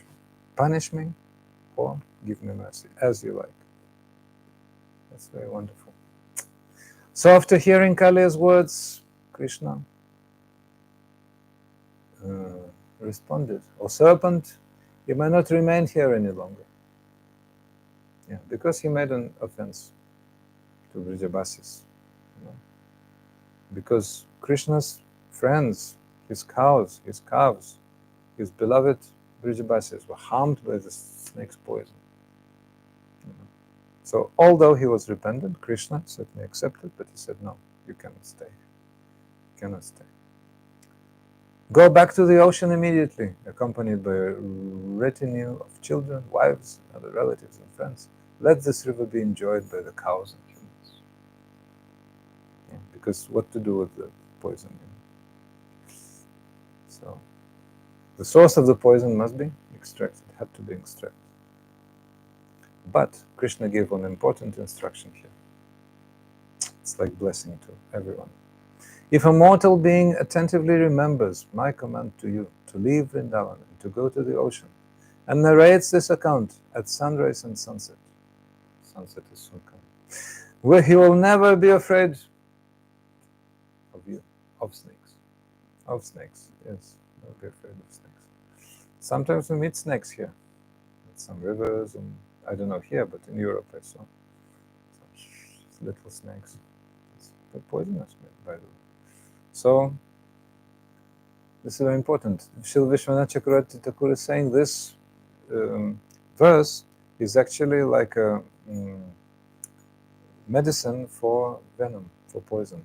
Yeah? This particular verse. Ya etat samsmarim martyas tubhyam mad anusanam kirtayan ubayan sandyor na yushmat bhayam apnayat. This is the antidote for snake poison. This verse of Bhagavatam. So Rig Veda also he gives quotation. In Rig Veda there's one mantra for snake poison. So Krishna says, if one bathes in this place of my pastimes and offers the water of this lake to the demigods and other worshipful personalities, or if one observes a fast and duly worships and remembers me, he is sure to become free from all sinful reactions. Another blessing. So there's another pastime I want to tell related to that place and Garuda. So when Garuda was eating those snakes of Ramanakadvip, guarded by Kaliya, when Kaliya challenged him, he was also sometimes coming to Vrindavan, and in Vrindavan he was also eating snakes and fish. And on the bank of Yamuna, there was one great rishi, Sobari Rishi, meditating. So that Sobari Rishi once was approached by fish. Fishes came and started complaining. They touched his legs under the water with their noses and told him, listen, Garuda comes and eats us. So when next time Garuda came, the sage was so enraged with Garuda, said, listen, if you come here once again, I am saying, I will finish you. I'll curse you like this. So he offended the pure devotee Garuda. As a result, material desires immediately came into his mind. However exalted sage he was like a jnani. So immediately he started observing the fishes. What are they doing? Oh, they're making families. They are making caviar, looking after the babies. They're looking after the babies. Why not me? Why not me? Actually, I was staying in this water for a long time, and he was like a, like looking like a great, Varuna Dev is probably beautiful, but in Greek mythology, that Neptunus, he was looking like this, covered with seaweed and everything. So he was quite unattractive. But on the bank, there was a palace of King Mandata, and the king had 50 beautiful daughters. So then, then King Mandata developed desire to have them as his wives. So he first, okay, huh? Sabari. I said what? Hare Krishna. Krishna Arjuna. Sorry about it. Thank you. So Sabari Muni then used his mystic power, and he became a wonderful youth. Such a wonderful youth, like any lady cannot really ignore, resist. Any lady could not resist. So when they saw him, then they started arguing. No, he's going to be mine. No, he's going to be mine. They were always approaching father. Oh, please, no, I will be his first one. Okay, if he's going to take all of us, I'm going to be the first wife. No, I'm going to be the first. So anyway, he took them all, and he created an aerial mansion type of airplane, which was having all types of facilities. Like it was a great. It had actually, I think, a palace for each of the queens, and in each palace there were ponds, there were great riches, and each queen had many maid servants like this. So he made them like queens, and was enjoying for a long time, many yugas probably there, and then he became repentant. What have I done? And then I think he apologized to Garuda. So that is the story. So we have to be very careful not to make offense. But regarding this story, regarding the teachings of kaliya-damana-lila, Srila Bhaktisiddhanta Saraswati Prabhupada had written one essay which was published in the Harmonist magazine. He wrote about Kaliya, serpent Kaliya. So such inauspicious qualities as envy, malice, anger, and disturbance to others, they are signified by Kaliya. So Srila Prabhupada Bhaktisiddhanta Saraswati Thakur is writing, the banishment of Kaliya from the lake of Yamuna has a most important spiritual significance.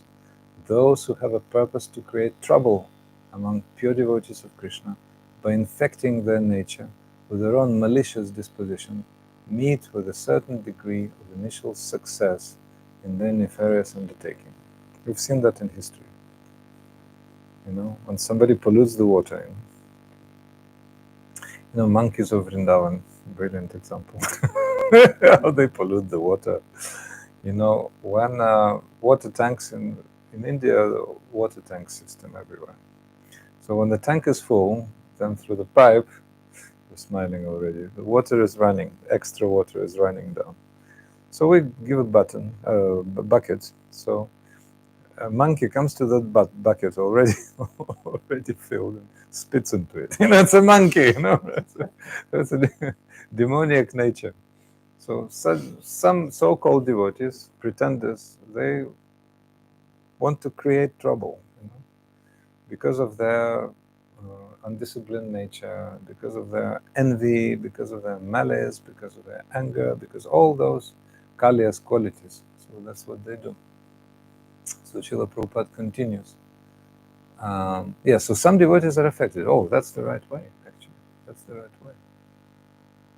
And so many mistakes, like organizational mistakes, institutional mistakes, when everything went the wrong way, etc., etc. That happened because of the initial reason of someone being like Kaliya Daman. I'm saying Kaliya Daman is Krishna. Kaliya Demon. Kaliya Demon must have participated in that. So this emboldens them to make a direct attack on Krishna himself when he appears on the scene of their depraved activities in order to restore the living faith of his own bona fide associates. So then Guru comes to that area and all of a sudden punishes a person. Nobody would have thought that Sri Guru would have punished that person all of a sudden. Like, he's such a friendly guy, smiling, always happy, always nice. But actually, he is the culprit. He is the real reason for a conflict or deviation. So Sri Guru punishes him. Sri Guru is like a surgeon with a sharp knife in hand. Laymen who don't know anything about medicine are surprised why necessarily he had to amputate that particular place or cut in that particular spot. They would never thought it would happen. So those who are not exceedingly clever can never be servants of Krishna. But the service of Krishna is also never available to those whose cunning is employed for depriving Krishna of the fullness of his enjoyment. Words of Srila Prabhupada. You see? What is exceedingly clever? Means very intelligent. Buddhi yoga. This is exceeding cleverness in the terms of Prabhupada. You have to be intelligent, but not cunning and crooked. Different. Better be foolish, but simple. Simplicity is the main quality of Vaishnava. So Kaliya and those who are actuated by a naturally malicious disposition are also styled clever in the ordinary phraseology of this damned world. Beautiful words. Such rascals may also have the impudence of taking their stand upon the texts of the scriptures by using their cunning and the graceless attempt of depriving Krishna of the service his own. You see, they sometimes change the texts of the scriptures as they like, or they interpret wrongly. So that's what you can see sometimes. This kind of conduct may also pass undetected and may even be regarded as possessing the perfect skill of confidential service. Confidential. So if I say 2 times 2 is 4.5, so this half sounds like a confidential service. This half, the whole gist is, invested into that half, because such and such pure devotee, invented that half actually, and then all the mathematical calculation further on goes wrong. So this kind of conduct, but Krishna is sure to expose the real nature of the villainy just at the moment when it has been successful in misleading his best beloved ones. So Srila Gurudev was like this. He was with a sharp knife, and when he got the question, the famous question, at the time of his Vyasa Puja in 2008, "Oh Gurudev, you're saying they have no bhakti. You're saying that they have only money. Maybe some of them are sincere. How can they be sincere if the leaders are not sincere like this?" So you're cutting that. Where is the sincerity? They become like Kaliya. They're poisoning the water. They're poisoning the minds of the pure, devotees who could become pure, So they're hampered, they're impeded in their attempts to practice Shuddha Bhakti. They say, no, you should not practice Shuddha Bhakti. You should practice mixed Bhakti in the way I show. Because the water has been poisoned, and that's our history. The same story Srila Prabhupada Bhaktisiddhanta Saraswati Thakur quoted, maybe you remember that, about the well, and the water in the well. So a family had a house, and for generations they were taking water from a well there. But then I think they sold the house to a new owner. So a new owner came, and he said, "Oh,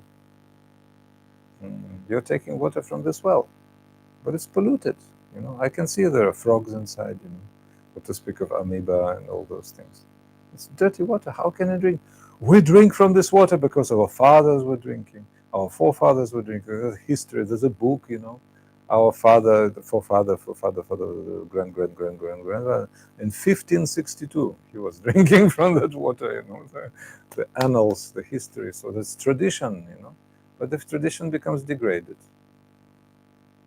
or it was changed because of the pollution of the water, water was pollution for some reason, I don't know why. So why should we follow those empty traditions, We want a live person, not a corpse.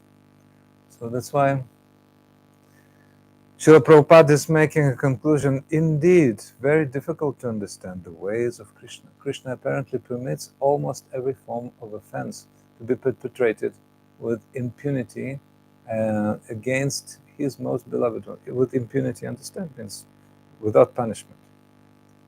As if some offenses are done like against Haridas Thakur offense, but with some teaching. So Krishna has his ways. You may not understand why was Haridas Thakur beaten in 22 marketplaces. Why? To exemplify. His torturers actually apologized before him. So Krishna has his ways. That's what Prabhupada is saying here. So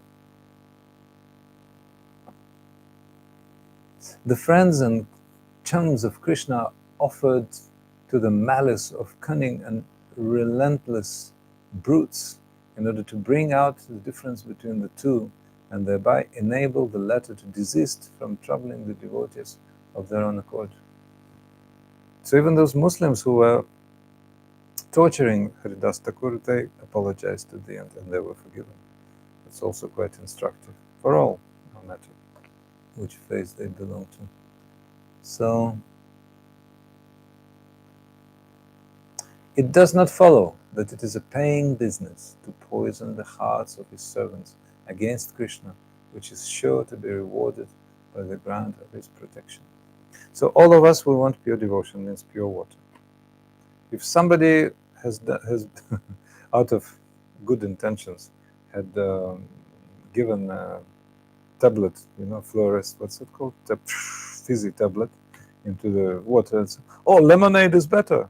So we have to know that that's actually an act of poisoning the hearts of devotees towards the master. Then they are calling that pure water. That is quite wrong.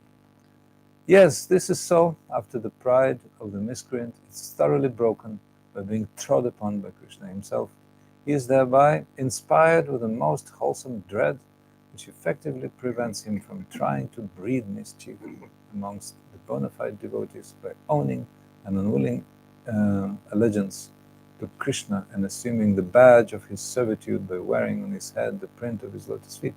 The mercy shown to Kaliya is so obviously and disproportionately great in this magnitude in face of the extreme gravity of his offense that no rationalistic explanation can do justice to its full beneficent significance. So Krishna's ways are wonderful. Krishna's chastisement of Kaliya is so sweet, very, very sweet. His dance upon the hoods of Kaliya is so unimaginably attractive. So I am praying today to kaliya-damana Krishna Chandra, please deprive me of this duplicity, and especially envy. Duplicity is some other pastimes, but envy is very, very difficult to overcome at every step. And also the disturbance I must have brought devotees in my humble devotional, rather deviational career. So if we don't follow the path of pure bhakti, then we deviate. So the worst deviation is on the side of Kaliya. So he used to be Kali Chala. Kali Chala means the disciple of Kaliya, disciple of Kali. But he became a devotee by the mercy of devotees.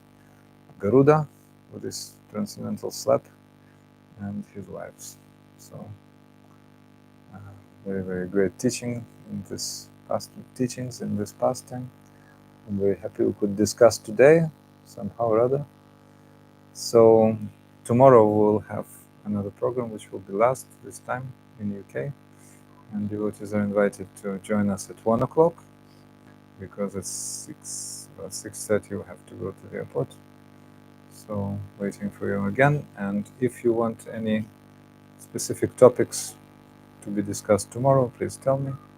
I like Gora Lila so much, but if you want any topic, then we can. Krishna Lila, most welcome, or anything. To finalize, because at the beginning of the store there were so many classes for new people, like most of them, like 10 first days, only public programs, only Gita. Sometimes we were discussing devotional subjects, teachings of Mahaprabhu, Dashamula, etc. And then Harinama Chintamani we were hearing finally in Krovidan. So, Shri kaliya-damana-lila ki jai. Shri Kaliya-daman Krishna ki jai. Shri Rupanuga Gaudiya Guru Varga ki jai. Paramaraditam Guru Pad Padma ki jai. Jai Gaur Premanande. Oh, there were some questions on the way, but if there are some more, you're most welcome, don't be shy. If there are like general questions, we can do for everyone. If personal questions, we can do after. And now, okay, yes, please. Radha. You mentioned that some lectures for the new people, they have to be adjusted to the new people. Ah. So they could be like that, raising knowledge. I have noticed that you used to speak sometimes very basic things.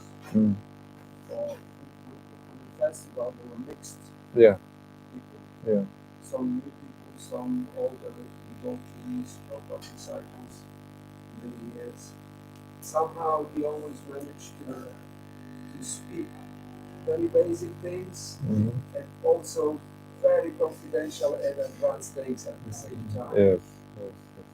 Just like 2 words here and 3 words Yes, there, yes, like yes, this. yes, Everybody was satisfied. Yes.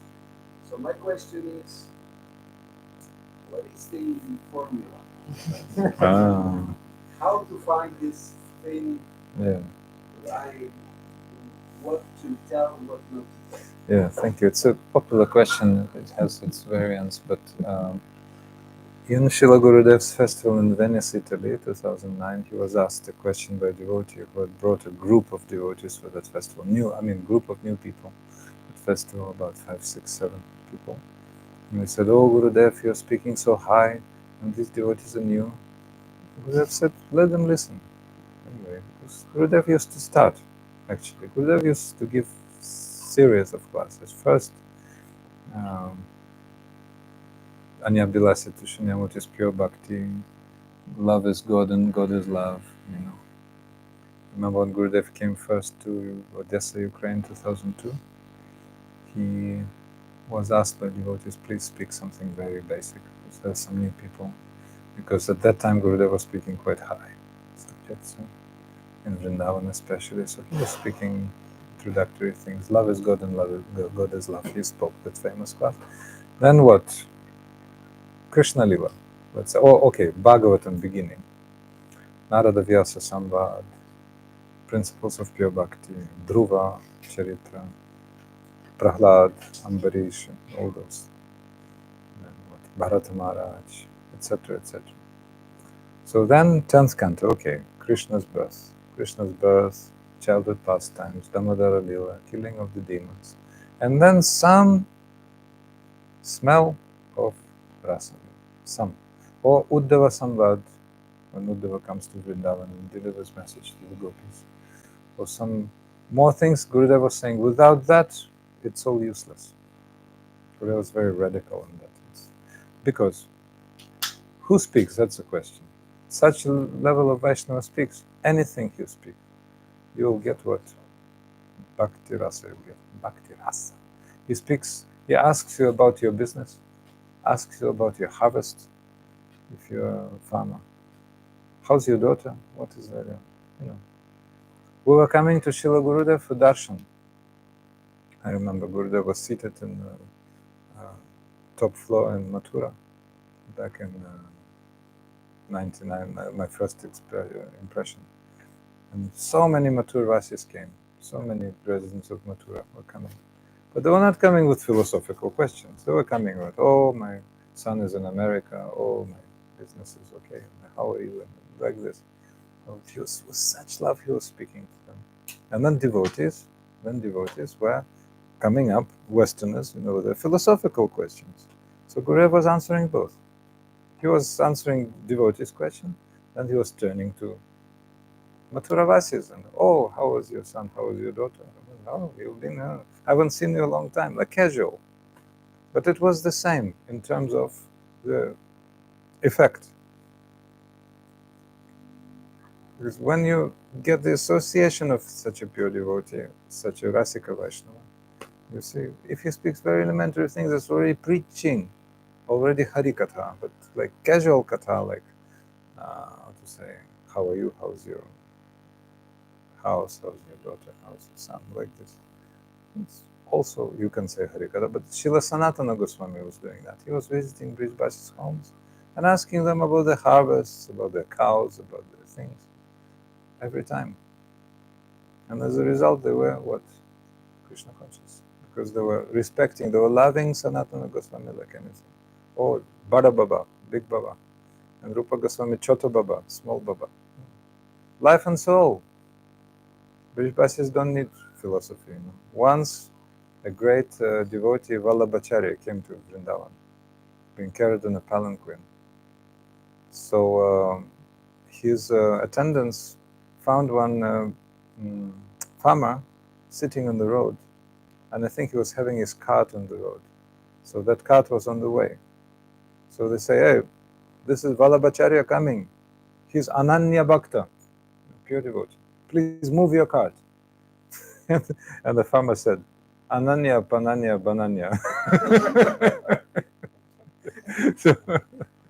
so and, oh, can you please tell me? I know Ananya, but Pananya, what is that? What is Bananya? Right. This is love, what those learned terms, we're talking about love. So Gurudev is giving love, and that love actually can be in the form of Siddhanta, philosophical conclusions. It can be in the form of Rasa Katha. It can be in the form of a casual conversation.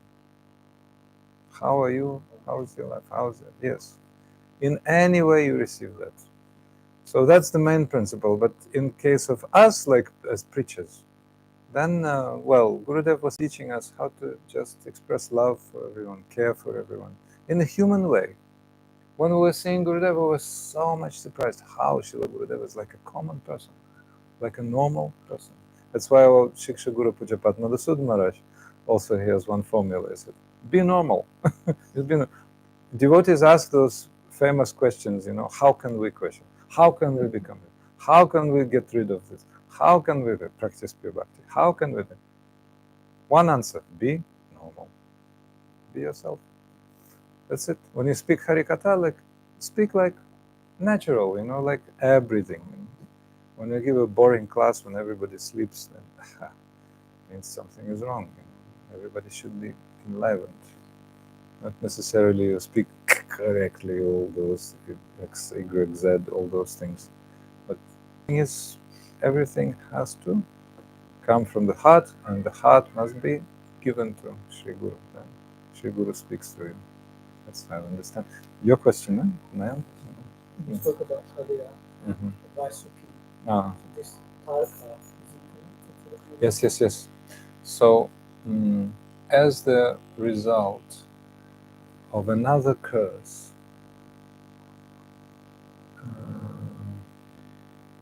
remember, okay, I'll open one thing then, not to cheat you.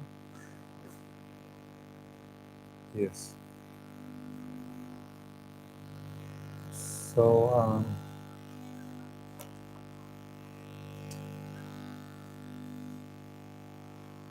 the whole dynasty of snakes was cursed So that as a result, when Maharaj Janamejaya was giving that sacrifice, great sacrifice,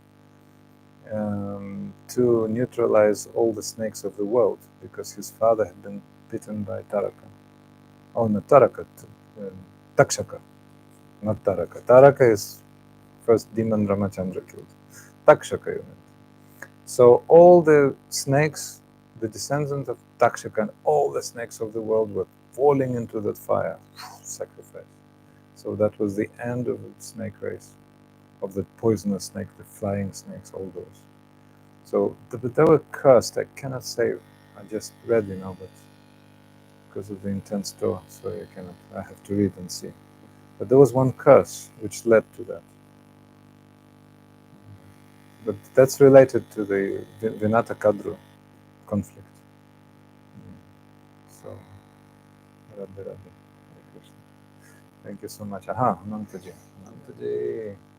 So this is the Katha when you listen about every demon is representing some anarthas. This one is this Katha is killing envy. Envy, Removing envy from us. envy, malice, disturbance to others, and I'll tell you now, to cheat you also. Punishment of Kaliya, cruelty, deceit, and yes, was this. So we can meditate on it, we can japa about this. Yes, yes. That's why these pastimes are performed by Krishna.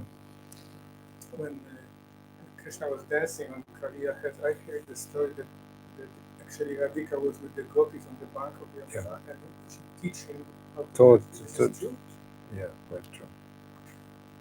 I didn't actually hear that, but I believe that if you heard it, it must have been true, yeah. Because they were experiencing Purvaraga, all gopis. The preliminary attraction, Purvaraga, first installment. Then they remembered that, oh, Krishna is dancing. So when that started on Rasa dance here, in Duleka's picture, you see. So they had already had that experience. We know how Krishna dances. But he was making them more and more surprised. And the Rasa dance was new and new and new. It was never ends. It's something which never ends. Okay.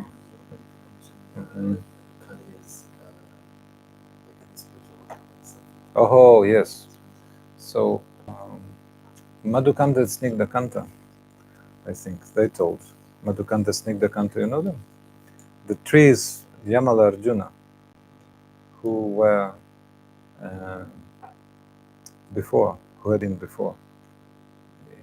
Analokaver and Manigriva, when Krishna crawled between them with a grinding mortar, he was tossing after himself. So they collapsed, and the two demigods came out. So they became Madhukanda Snigdakanta. They were telling Harikatha in the courtyard of Nanda Baba about Krishna's dynasty, etc., etc. So they told that actually Kaliya has become a horsey type of horse. No, horsey was a horse demon, Keshi. It was like a horsey. They were riding kaliya-damana-lila, they were riding that snake. Also, coward boys playing with him in Golok. That's the katha, that's what I heard. That's true.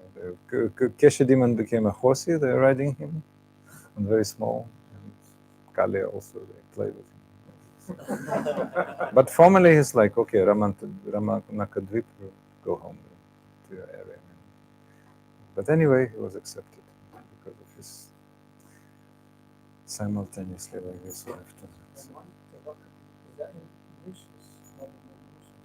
No, this is Fiji. Yeah. Radhe Radhe. Thank you so much. Aha, jeszcze jedno pytanie. Radhe Radhe. Znaczy Radhe Radhe. Okay, so what song will we sing?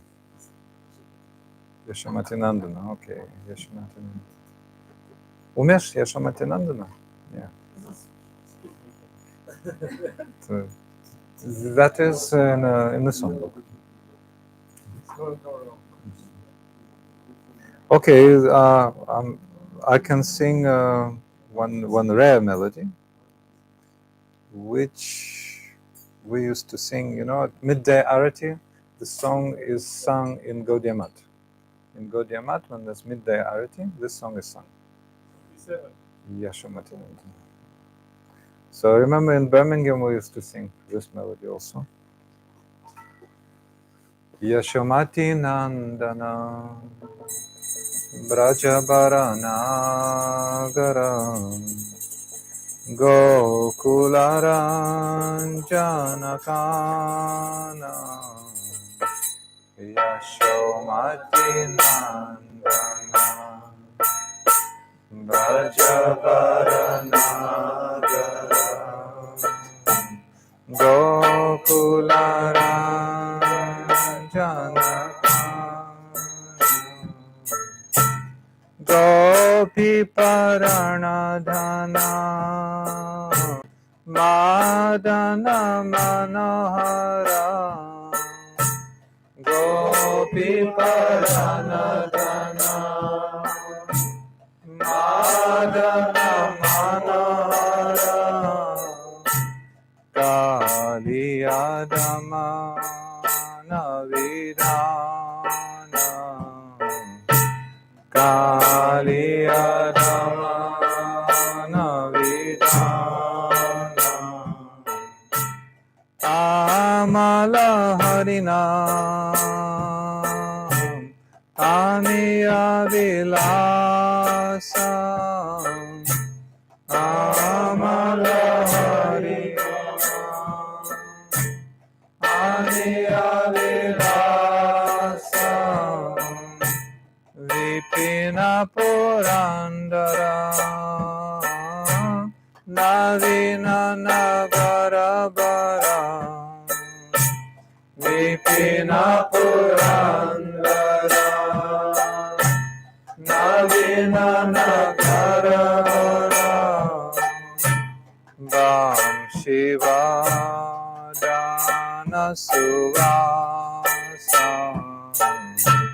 Vam Shiva Dana Suvasa Yashomati Nandana Bhajabaranagara Yashomati Nandana Bhajabaranagara Gokularanjanakana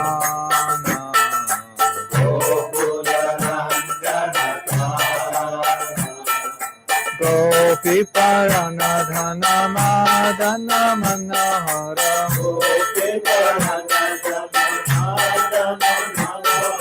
Kaliya-damana-lila Kaliya-damana-lila Vrajajana-palana Asurkula-nashana Vrajajana-palana Asurkula-nashana Nanda Godana Rakovala Nanda Godana Rakovala Govinda Madhava Navanita Taskara Govinda Madhava Navanita Taskara Sundara Nanda Gopala Sundara Nanda Gopala Yashomati Nandana Bhajabaranagara Yashomati Gokularanjanakana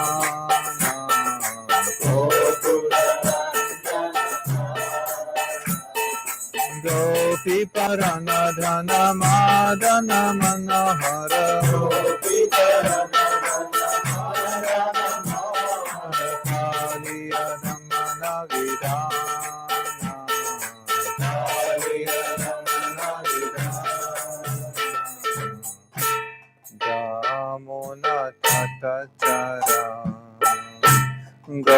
Gopi Vasanahara Yamuna Takachara Gopi Vasanahara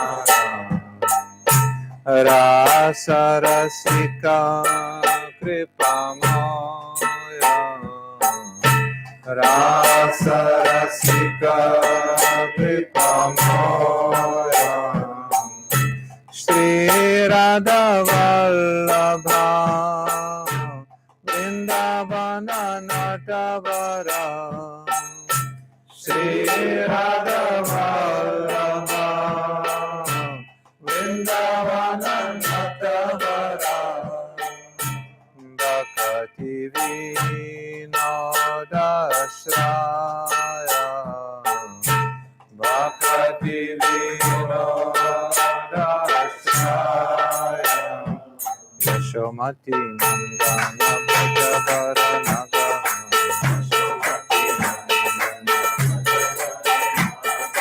Gokula Ranjana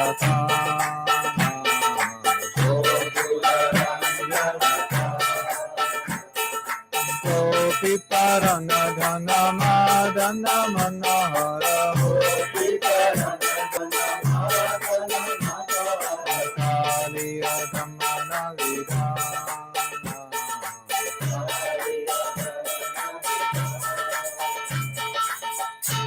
Hare Krishna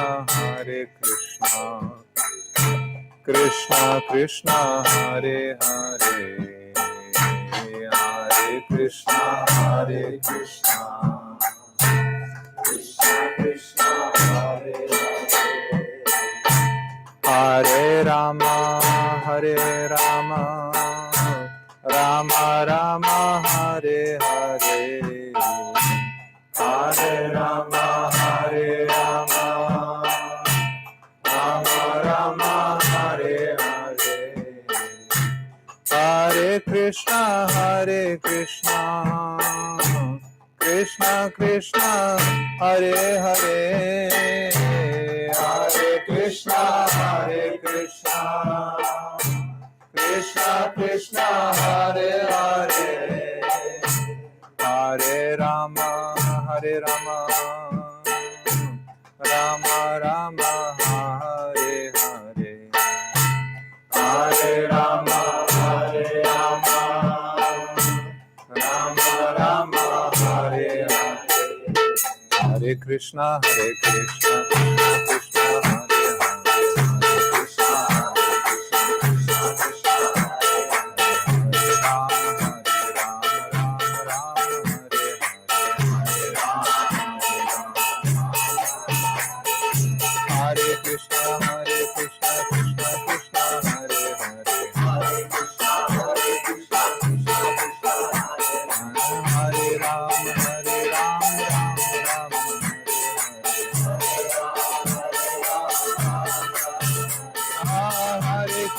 Hare Krishna Krishna Krishna Hare Hare Hare Krishna Krishna Krishna Hare Hare Ram Ram Ram Hare Hare Hare Ram Hare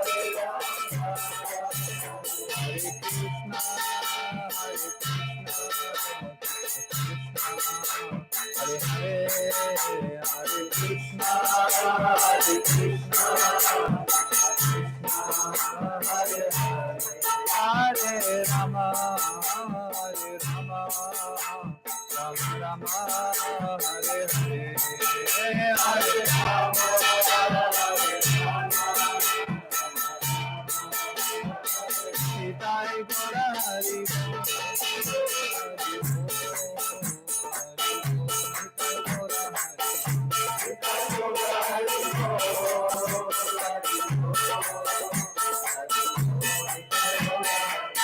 Nitai Gaura Hari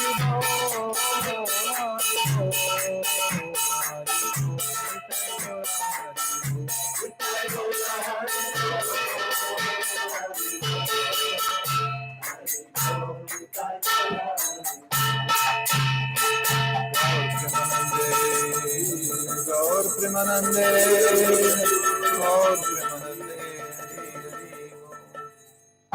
Shri kaliya-damana ki jai, Shri kaliya-damana-lila ki jai, Srimad Bhagavata Mahapurana ki jai, Paramaradhitama Gurupad Padma ki jai, Gaur Premanande. Thank you very much. And Shri Bhaktivedanta Sadhu